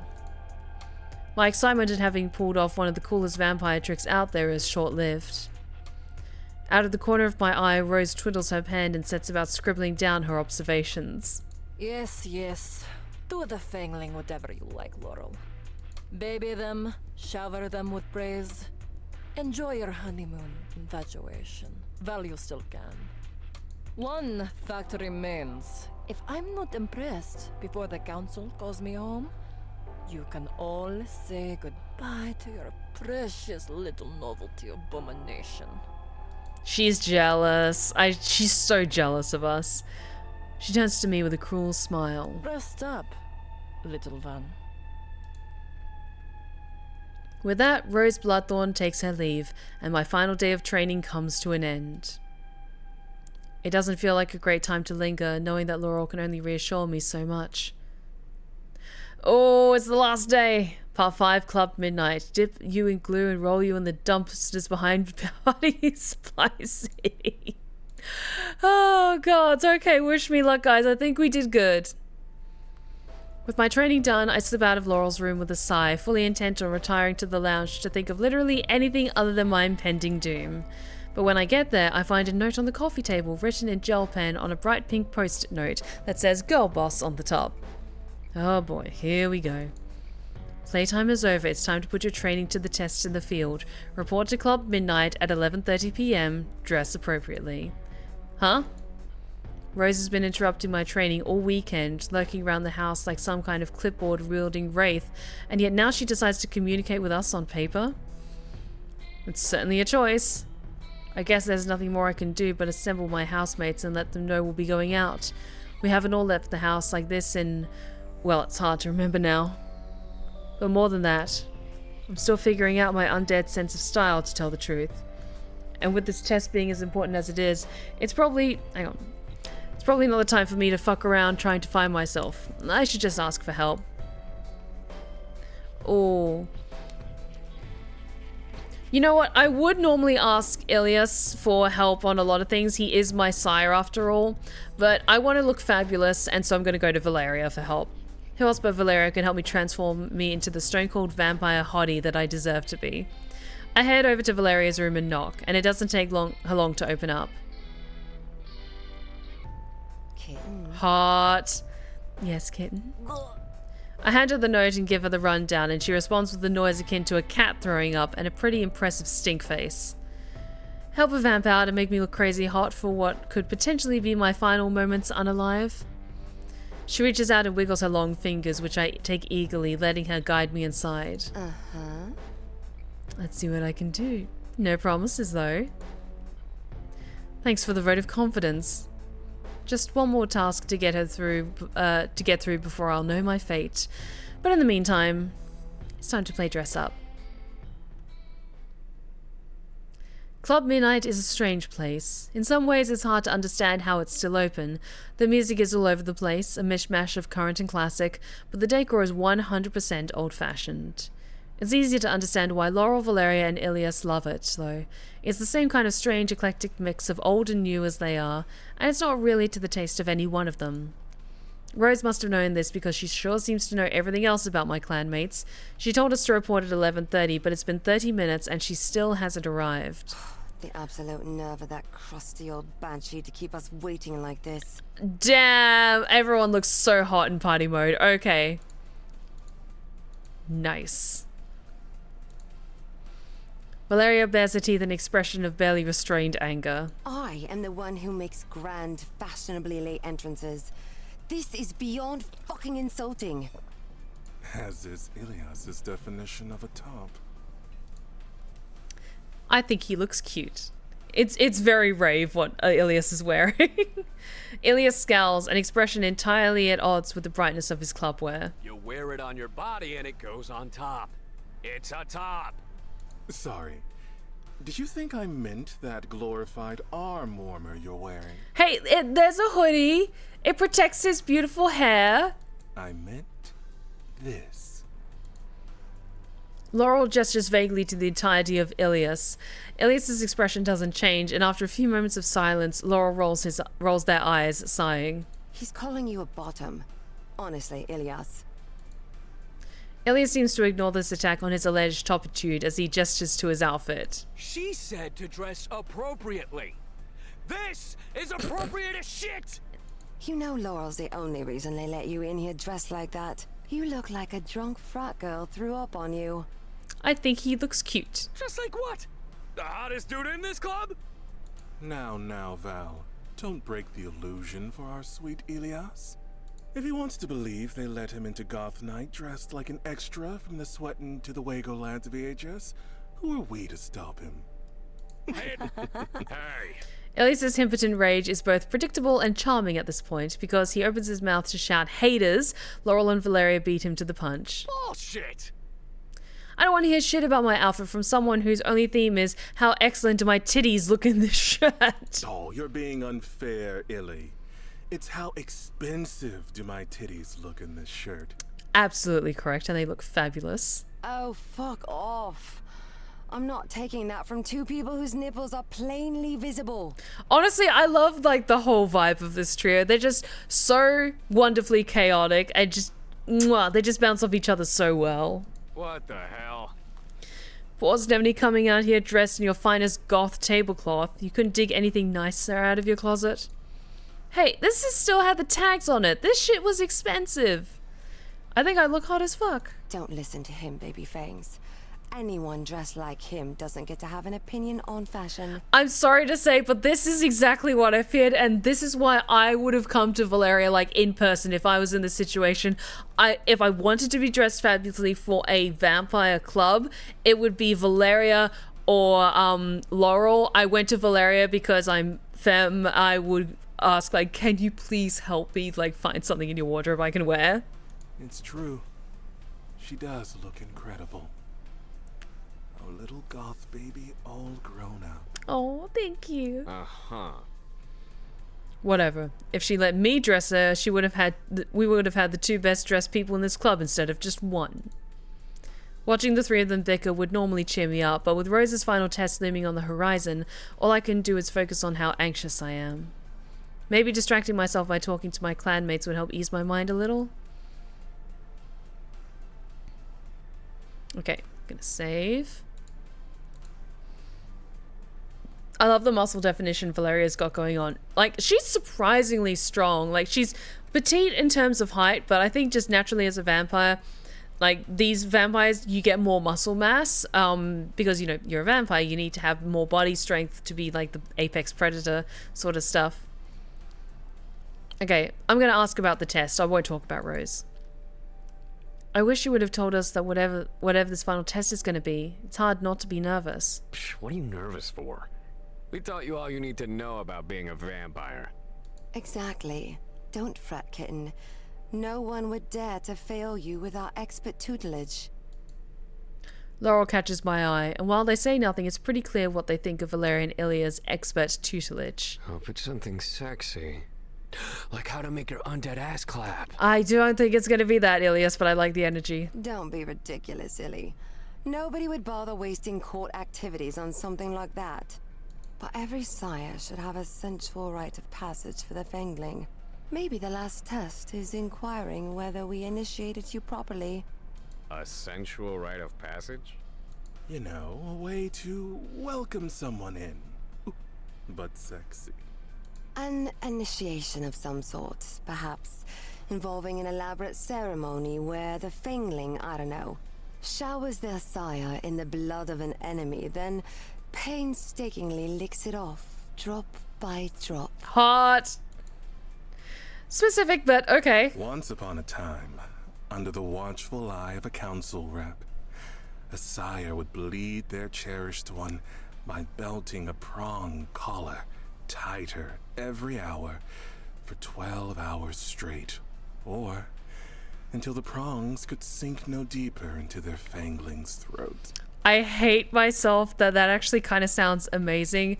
I don't know. Do you guys know what a prong collar is? I'm not sure if, like, okay, think like the collars that you put on dogs that have like the barbs that push into the neck, but human-sized. And they're not like pointed like fish hooks or anything like that, but they just press tighter and tighter. So they're talking about just tightening it bit by bit, and oh, that's hard. The Fangling was only guaranteed survival if their sire replenished the blood loss by granting them the honor of feeding from the sire's wrist. Oh, we have no self-preservation in this community. You guys have this, like, the self-preservation, like, instincts of a mayfly, to be fair. Laurel exhales a dreamy sigh, briefly lost in romantic reverie. Frankly, I can't imagine why prong collar ceremonies ever went out of style. Oh, yeah. Or, fucking in a club bathroom. There's a nice suggestion, Ilyas. The three vampires all exchanged looks. Consider this an approving silence. Simple yet effective. Now that's a tempting thought. Okay. Ask about Rose. Rose has been really weird all weekend, hasn't she? I mean, I don't know her or anything, but has she always been like this when you guys encountered her? Laurel and Valeria nod while Ilyas shrugs. She was a lot more fun at the concert than she is here. Oh, she's plenty of fun under the right circumstances. You've just not seen her at her best. And just what circumstances are those, darling? Laurel says nothing, but the silence that follows produces the most intense reaction from Ilyas and Valeria I've ever seen, and I know these two pretty well at this point. Bro! Laurel. Don't be so vulgar, Laurel. Laurel doesn't respond, only smirking wickedly. I probably shouldn't ask, but how can I not? What's the big deal? You can't keep this juicy gossip to yourself. You do not want to know. Trust me. Now, Val. Our sweet one has written all manner of filthy fan fictions. Don't you think Stephanie can handle it? No! Ilyas grabs me by the shoulders, looking me dead in the eyes. Don't let him tell you! Don't open that door! This routine is starting to get a little old. What door? What are you all not talking about? Laurel's smile is downright terrifying now. They're really delighting in the disgust of their clanmates.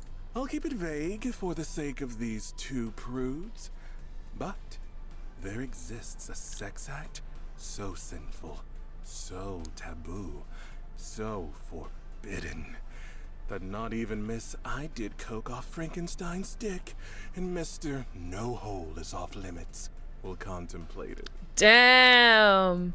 Valeria replies in a pitch that only dogs can hear. No one should contemplate it. Rose, sweet, accommodating thing that she is, has historically been my only chance to indulge in my more complicated tastes. Hot. Once every 10 years or so, we... Ilyas claps his hands over his ears. I can't hear you! Laurel slits their eyes with wicked delight. For a moment I wonder if there's a possibility that he's only messing with them. But you can never be sure when it comes to Laurel. It's gone by many names throughout vampiric history, but in our house, we call it the Deal Breaker. The deal breaker?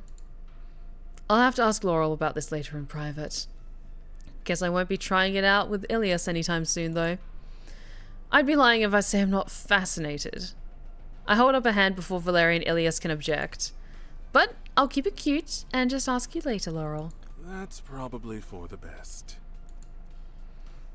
And then, as the clock ticks its last second to midnight, time practically stops. I can feel her even before I see her, my mind whispering her name. Rose, Rose, Rose. I try to open my mouth to speak, but no sound comes out. There you are. It takes me a minute to shake off the effects of Rose's supernatural charm before I gather my composure.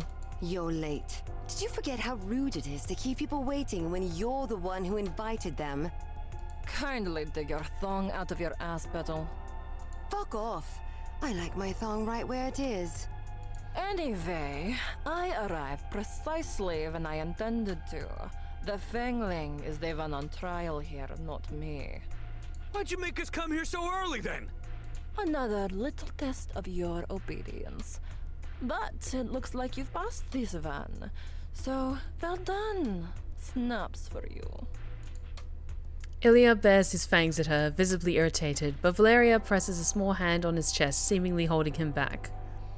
Laurel gives Ilyas the sort of look that makes me think they're calming him. It seems to work well enough to keep him quiet for the moment. Now it's time for your final test. You've been very good keeping yourself isolated at your table, but that ends here. You're to prove to me that you can handle yourself in public among humans. First, you must go out onto the dance floor amongst the cattle without arousing suspicion.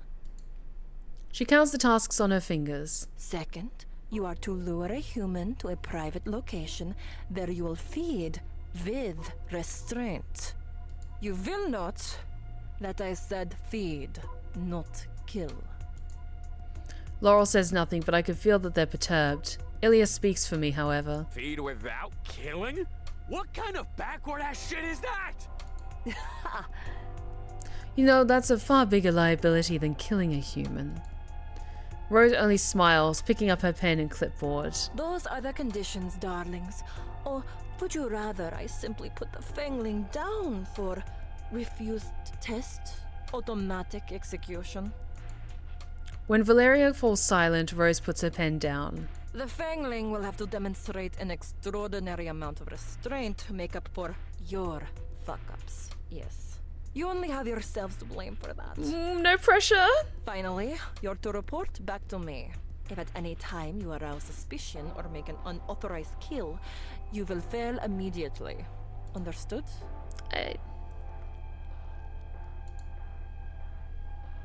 Save. Yes, ma'am.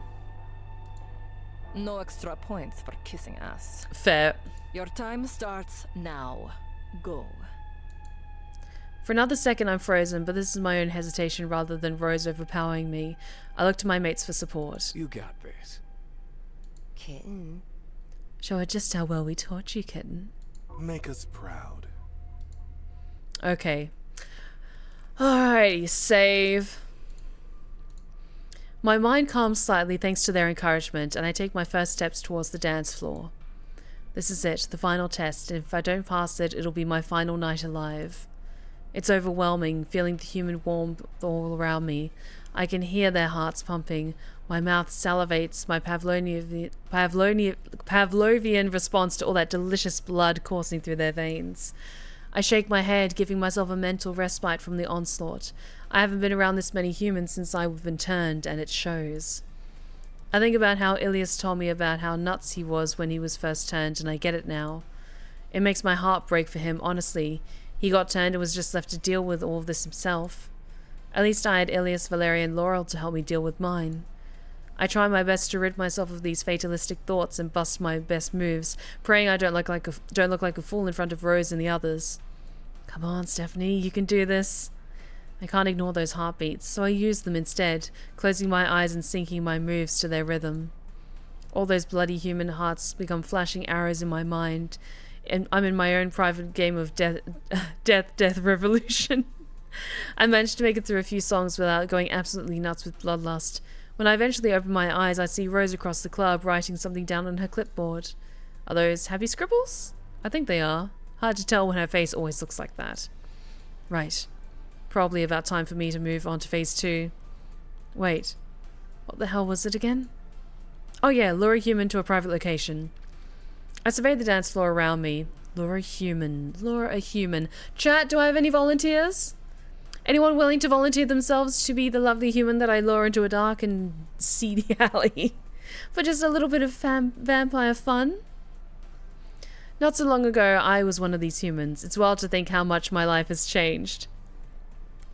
Oh, already getting some volunteers in chat. Nice to see. Time to make my choice. There's a few people around me who catch my eye, or rather, catch the attention of my vampiric nose. Okay, who do I go for? Okay, maybe not someone with an energy drink.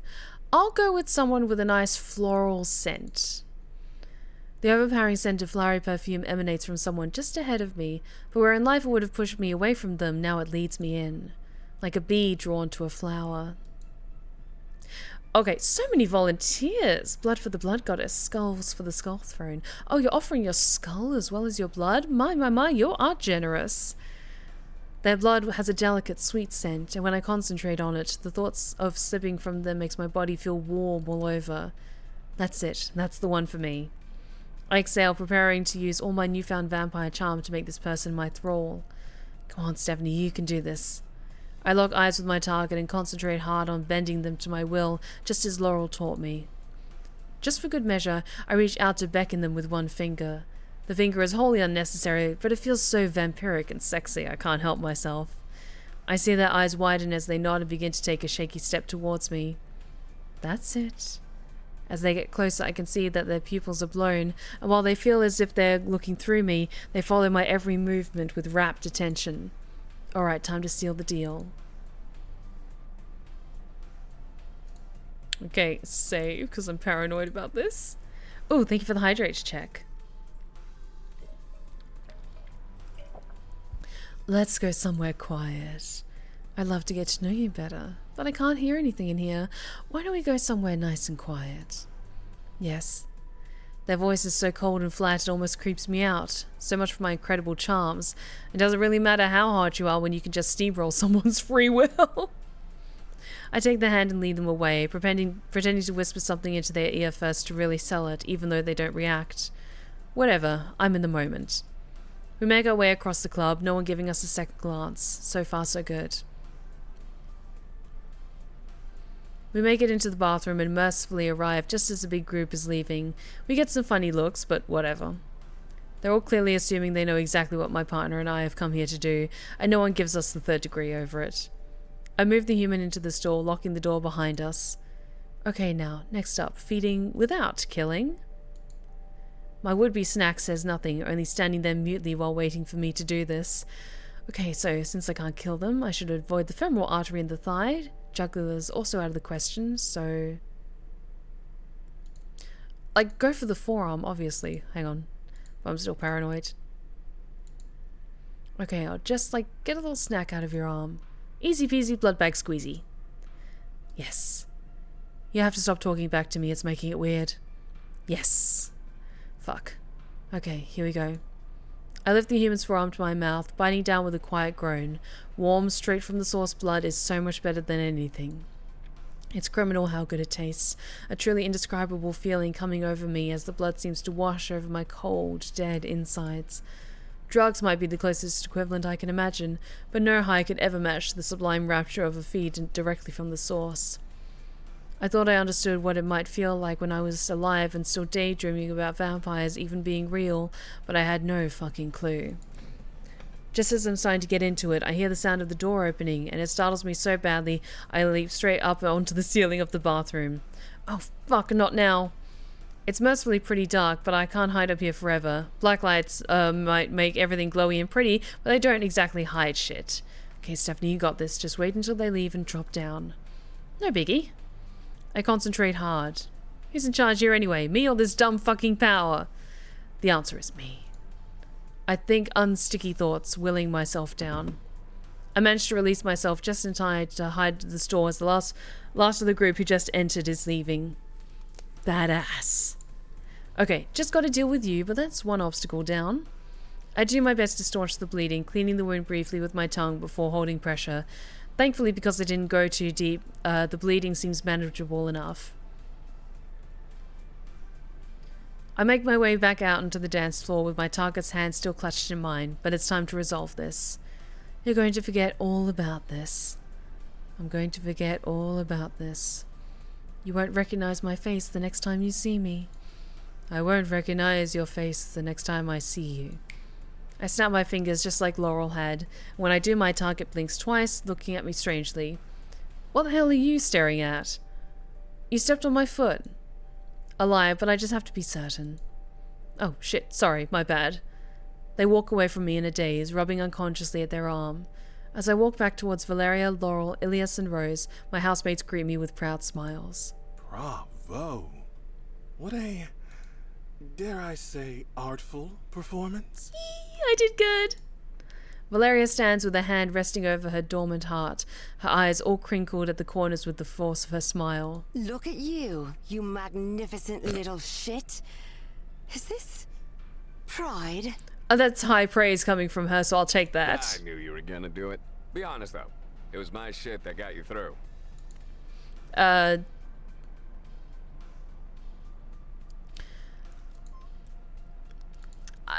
I want to be an egotistical little shit and say it was all me. This one was all me, baby. Sure, you guys donated your time to help me or whatever, but this was Stephanie victory from start to finish. My three housemates stare at me in silence for a few moments. Wow. I think I liked you better when you were human. Being a vampire's already gone to your head. You're starting to sound way too much like Illy. Adorable, isn't she? You do realize I'm still here, right? If you're quite finished. Rose beckons us forward, and we all stand around awkwardly waiting to hear what she has to say. I feel so nervous again that I can't think straight. It's time to deliver your results. She holds up her clipboard, somehow even more officiously than before, which is really saying something. One naughty, unregistered fangling stands before me.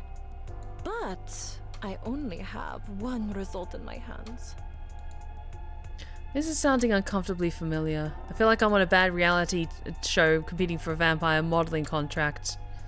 Rose turns the clipboard over. I've been wondering what she's been writing the last couple of days, and now I'll finally find out. The paper on the clipboard seems to be covered in unintelligible scribbles.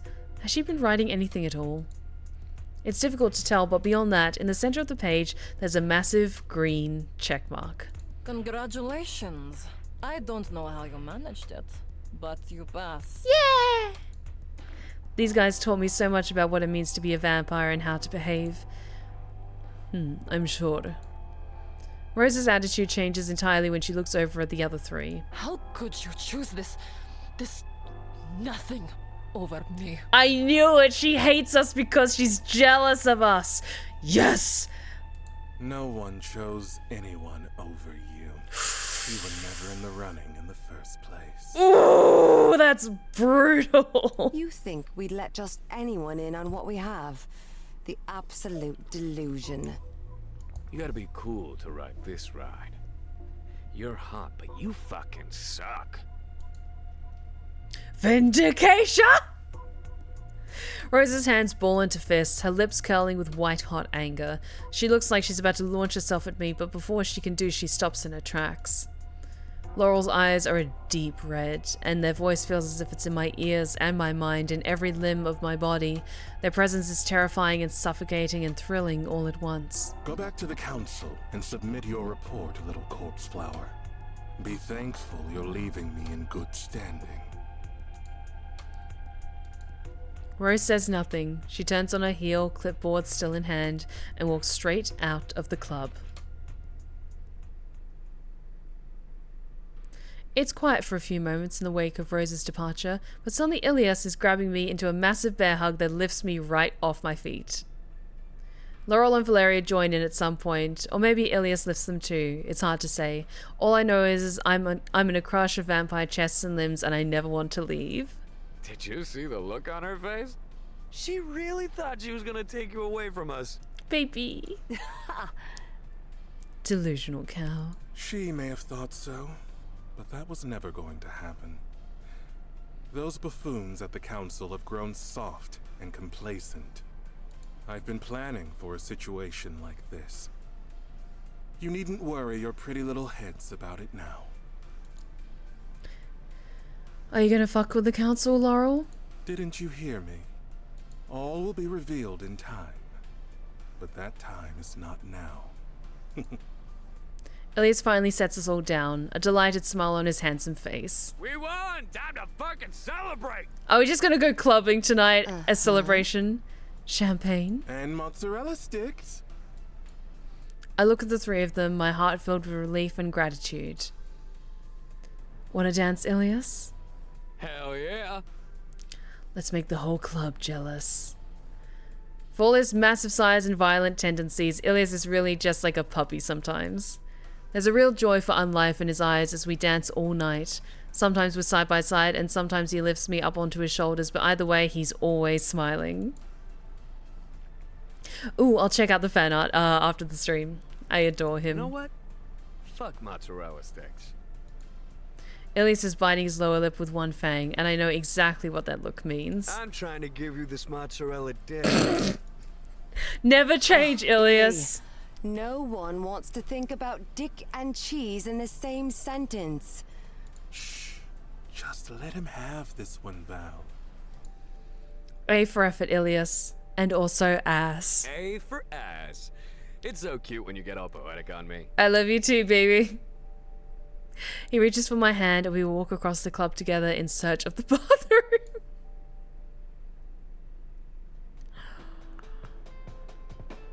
Ilyas's come-ons may need a bit of work, but the truth is almost dying has a way of making you want to celebrate what you've got. And what I really want is to celebrate my unlife with Ilyas.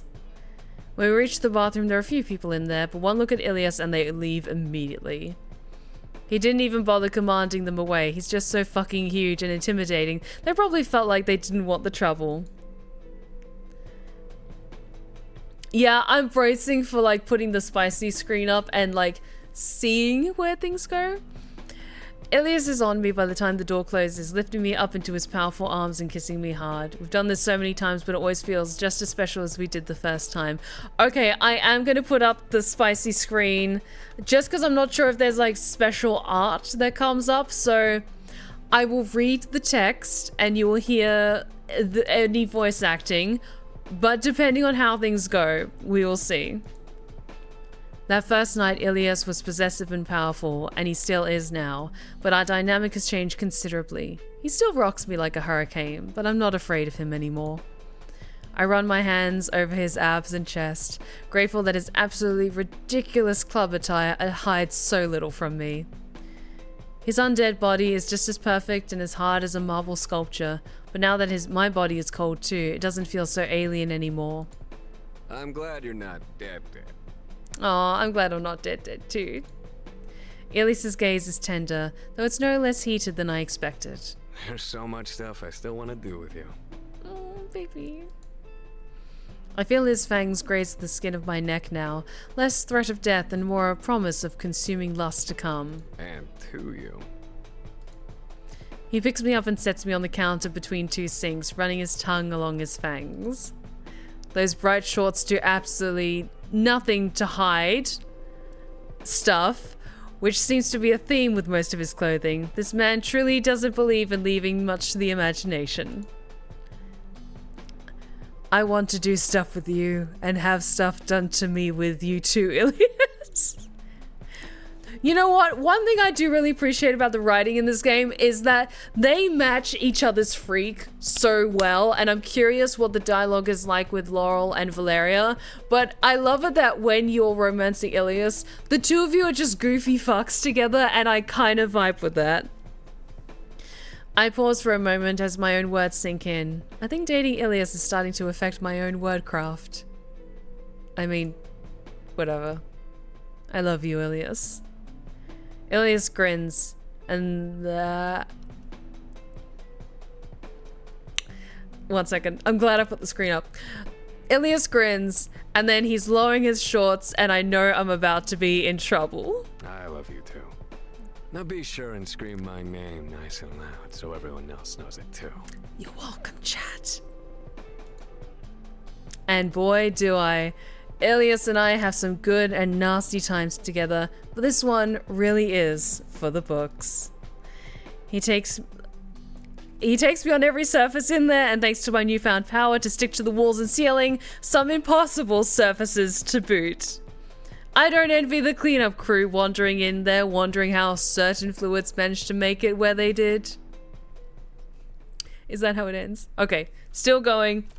So I think I'll turn the spicy screen off. We're back in the club. I just wasn't sure how spicy some of the text was going to get. It did get a little racy, and so I'm glad I put the screen up. Oh, look, hydrate and stretch checks. Once I've cleaned up a little and exit the bathroom, I clutch sight of the three of my companions having their own little dance party in the middle of the club. Oh, look at them! Oh, they're all so hot. I love this art of them. It's been so long since I let loose like this, even before dying, and doing it with the people I love makes it all the sweeter. Since I've become a vampire, I've gotten to know these three in ways I never could have imagined. Stone cold killers they may be, but behind all the big scary fronts they put on are three beautiful undead hearts. I've never felt so loved and accepted before. There we are. Good ending. Congrats on the sex. Oh, and surviving. In that order of priority. You know what? I'm happy with that. That was awesome. Finale. Let's get this blood. That was amazing. Okay. I feel the now familiar pull of the moon, my eyelids twitching as the tug of the stars urges my cold blood through my veins. Night is here. I stretch silently in Ilyas's bed, hoping not to disturb him. I'm just, gonna chuck that screen on, just in case, for reasons. A normal sleep sees our bodies sprawled over his massive bed, a mess of blankets and limbs tangled in each other's worlds, in the world's most horizontal game of Twister. When night falls, we awake the same, but the mess has shifted. But tonight, when I reach over to grab my usual fistful of titties, I find nothing. I'm alone in Ilyas's bed. I brute force my body and mind into a more awake state. Did I oversleep or something? Even when I do stay in bed a little longer than I should, someone usually wakes me up. There's no rest for the wicked in this house. I roll over, grabbing my friend from the bedside table, hissing at the violent glare of the backlight. 3 p.m.? It's so early. Why have you betrayed me, body? Come quick, Illy. Someone's talking shit about the... Come quick, Illy. Someone's talking shit about the Jaeger lads and they posted their address. Nothing. Guess he's really gone. When Ilyas and I first met, I never would have imagined a life where I get used to waking up in his bed. It's oddly lonely here without him. I try my best to savor my time in bed, but it's not long before my mind starts running back over the events in the last couple of months. After the whole mess with Rose and the Vampire Council, I realized there was still so much I didn't know about being a vampire. My mind was hungry for more, and I begged Laurel, Val, and Illy to teach me, and they did. My powers aren't exactly what I expected when I first learned I had them, but I'm proud of how far I've come. I can enthrall humans almost to an expert degree, and the whole sticking to walls thing is a skill Spider-Man could only skill man-spider could only dream of. Ilyas has really gotten into seeing what unnatural surfaces we can bang on thanks to my powers. He really loves the physical challenge of holding himself up. Being a vampire has been such a wild trip, but I wouldn't change it for anything in the world. And then it hits me. How long has it been since I was turned? Okay, I'm gonna turn the spicy screen off because I think we're in the clear. Luckily, past Stephanie was smart enough to make a recurring reminder on my phone. I open the calendar app and realize it's my death day? I'm startled by the loud knocking at the door, causing me to drop my phone on my face. Oof. Before I can tend to my wounded pride, the door gets kicked in and flies right off the hinges, splintering in a sad pile on the floor. Happy birthday! You know what? I didn't know this was a thing. It's fucking perfect. Happy unbirthday to me. My sensitive vampire ears are assaulted by the sound of repeated air horns as Ilyas jabs a meaty finger at his phone screen. I curse the day I showed him that damn air horn app. The three of them stand in the doorframe wearing those ridiculous cheap little party hats. It's so fucking endearing, I kind of want to cry. Another broken door. At this point, it would probably be easier to just not have a door on your room. Not my fault, I'm too strong and sexy not to fuck doors up. But, you know, if you want everyone to see us fucking at all hours, you could just say that. I share a coy smile with Illy. It would be awfully generous of us, wouldn't it? We're real philanthropists. Our dumb laughter fills the room as Laurel and Val roll their eyes. We've been waiting here forever for you to wake up. You have? How long were you behind that door? In unison, they tugged the hats off and let them fall to the floor. I knew the novelty wouldn't last long. Since you fell asleep. Really? The whole time? He did. Laurel and I actually had important business to attend to, like writing fanfic. Exactly. Priorities. We did tell him to let us know when you're up, but yeah. Those two aren't strong enough to handle standing here for hours at a time. Like the murderous golden retriever puppy he is, he never moved from this spot. He's a good boy. Actually did leave to get the hats, but just that one time. Mm-hmm. And the cake. Bullshit! Whatever, I was here for a while, okay? Party hats, cake? Just what kind of vampire birthday party is this? Duh. A sexy vampire birthday party, duh. Perhaps you were hoping for something else?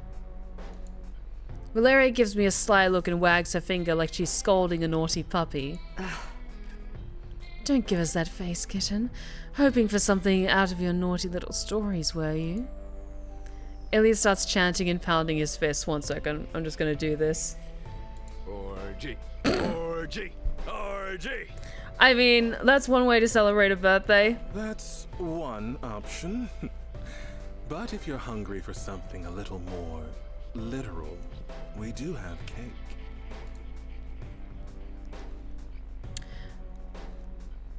Okay. So, normally I would pick this option, but because I don't want to get too risque on this stream, even though we've had some spicy moments, I'm going to go with cake. I haven't been this excited in far too long.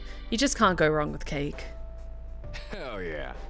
I mean, it is a nice fucking cake. I picked that shit out myself. Shall we proceed? Laurel leads the four of us down to the living room. I smile when I notice the hastily painted happy birthday banner draped over the gallery wall. We really could have used your powers to hang this shit up. Hey, I fucking handled it. You did so good. Oh. Of course you did, darling. Yes, but she could have done it without breaking things. Before I can admire the decorations, I hear a horrible growly meow coming from Valeria's favorite chair. It looks as if someone tried to put a birthday hat on Dennis, if the shredded remains on his paws is anything to go by. There's my handsome little man. You showed that mean hat who's boss, didn't you? Oh, okay. It's cute when he ruins shit. How did you manage to even get that thing on him without losing your hands? Kitten, please. You know I have a certain je ne sais quoi with pussies. I'll abstain from plucking that low-hanging fruit. The truth is that Val thinks literally anything nasty Dennis does is cute, no matter how nefarious. Kitten. Come along now. Ilyas and Valeria each take me by the hand and lead me over to the coffee table, and instead of the usual board game night, there's a sheet cake that says, "Happy birthday, Ilyas rules." Hell yeah. Fucking cool, right? For fuck's sake, Illy. That was supposed to just say happy birthday. It does! It just also says Ilyas rules. He's got you there, Val. Look, if you want your name on the cake, next time you do it. You fucking donkey. Val grabs Ilyas by the back of the neck, quite the feat considering their height difference, and smashes his face right into the cake, malevolently twisting her pretty face. Do you want to say it, or should I? Cake fight! Chaos breaks out immediately. Ilyas scoops a massive piece of cake to retaliate, but Val has already dodged him, putting Laurel and I directly in the line of fire. As fast as Laurel and Val are, Ilyas is faster, and every time he nails them with a fistful of cake, they just nail him right back. When the dust finally clears and the last bit of frosting falls down from the living room wall with a gross little pop, it's clear that this is an absolutely historical mess.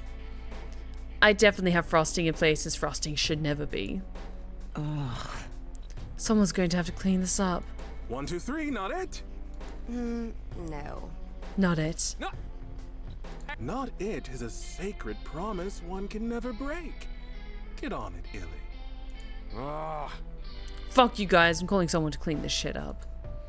If you don't kill the cleaners, they're gonna wish they were dead when they see the state of this place. I sigh, covered in cake, but content all the same. As I rest against the now ruined couch cushions, I can't help but reflect back on my year with these three. Uh-oh. I know that look. Oh, you're about to say something sentimental and disgusting, aren't you? I am. Oh, you guys know me so well. Go on and tell us how much we rule. All three of you are so very special to me. You changed my life forever and gave me a brand new one that I couldn't even imagine. Even though I almost died this year, you all worked together to save me. I love you all with my whole undead heart. I paused for dramatic effect. Oh. You insufferable little shit. All those years writing fan fiction. And this is your grand birthday speech? You forgot to mention how much I specifically changed your life. But since it's your birthday, I forgive you. Thank you. I stare at them for a moment, and then they all laugh. If you need us to spell it out for you at this point. We weren't about to let that bitch ruin a good thing we all have going here. Just don't let it go to your head. We fucking love you. Nobody gets to mess with you but us. Yay. Aw, guys. Here's to many more amazing birthdays spent with you. If I had a glass of blood, I had to do a toast. Unfortunately for all of us, we don't. Aww. Well, now I'm hungry. Good going, Stephanie. Oh. Someone be a darling and go fetch before I wither away. 1, 2, 3, not it! Oh look, he's finally learning. Kitten. Since it's your birthday, you ought to pamper us. I agree. That's not really how birthdays work, but what the hell. As I shuffle off to the kitchen in search of blood bags, I can't help but smile. Our relationship might be a little unorthodox, but I've never felt more myself. Let's get this blood. And that's it. Oh, that was so good. Oh, that was so good. I didn't know that it had like the birthday thing at the end, but honestly, that is just perfect timing. Oh, guys. That was so good. Oh, that's amazing art. Thank you so much for joining me tonight, guys. For a bit of a change of pace, playing something fun and short and self-contained for my birthday. Hell yes. Oh, look at them. They're all so hot. Hang on. I'm just going to disappear for a second so you can see how gorgeous Laurel is. Oh, look at them. Look at this art. Look at this. So good. Okay, now I can come back for this one. There we go. Oh, God, all these guys are just so hot. But thank you so much for the birthday wishes, guys. Oh, this game was great. I'm glad I picked this one. I was a little worried it would be a little too spicy for... like, this is definitely, like, the spiciest I ever want to get on my Twitch channel. But I really, really love this game. This was a ton of fun. I had such a great time returning to this game and these characters. And I hope you all had fun as well, my lovelies. A big thank you. You do unlock the pictures with more replays. I think so, absolutely. Because, yeah, I'm sure there's probably like a scene that's here from if you do decide to get hot and heavy on your birthday with the others. But I'll leave that for you guys to unlock in time. But thank you so much for joining me tonight, my lovelies, for my birthday celebration with this deliciously spicy game. I hope you all had a wonderful time. A big thank you to everyone who sent in bits and did your resubs. I really, really appreciate the support. Thank you so much for the gifted subs as well. Thank you all so, so much for an absolutely incredible year. It's not my birthday yet. My birthday's on Saturday and I've got some lovely things lined up for myself. But I still wanted to do a stream to celebrate with you guys and just express my gratitude for another year of incredible support. I'm so thankful to have such a wonderful, talented, compassionate community around me who are so excited by the stories that I have to tell, my plans for the future and everything like that. But I hope you all had a wonderful time tonight. And thank you so much for being a part of this, not just tonight, but in my community, my lovely Lost Tales. I really, really appreciate it. Thank you so much, my lovelies, for everything. But I think it's time that we wrap things up tonight. So let us head out to the outro screen. And I hope you've all had a wonderful time tonight, guys. And if you've been lurking in the shadows and you like what you've seen so far, then please consider following. We would love to have you back at the BlueBerryRose Respite. You are welcome anytime.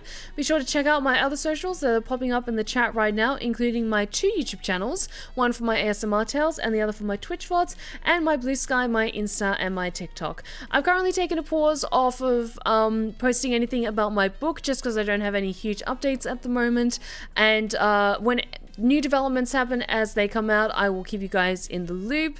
But thank you so much to everyone who has checked out those posts, and a big thank you to everyone who's made amazing fan art of my characters Natalie and Joshua for my book Blood in the Airwaves. It means so much to me to see such incredible fan art. Thank you so much for your incredible support.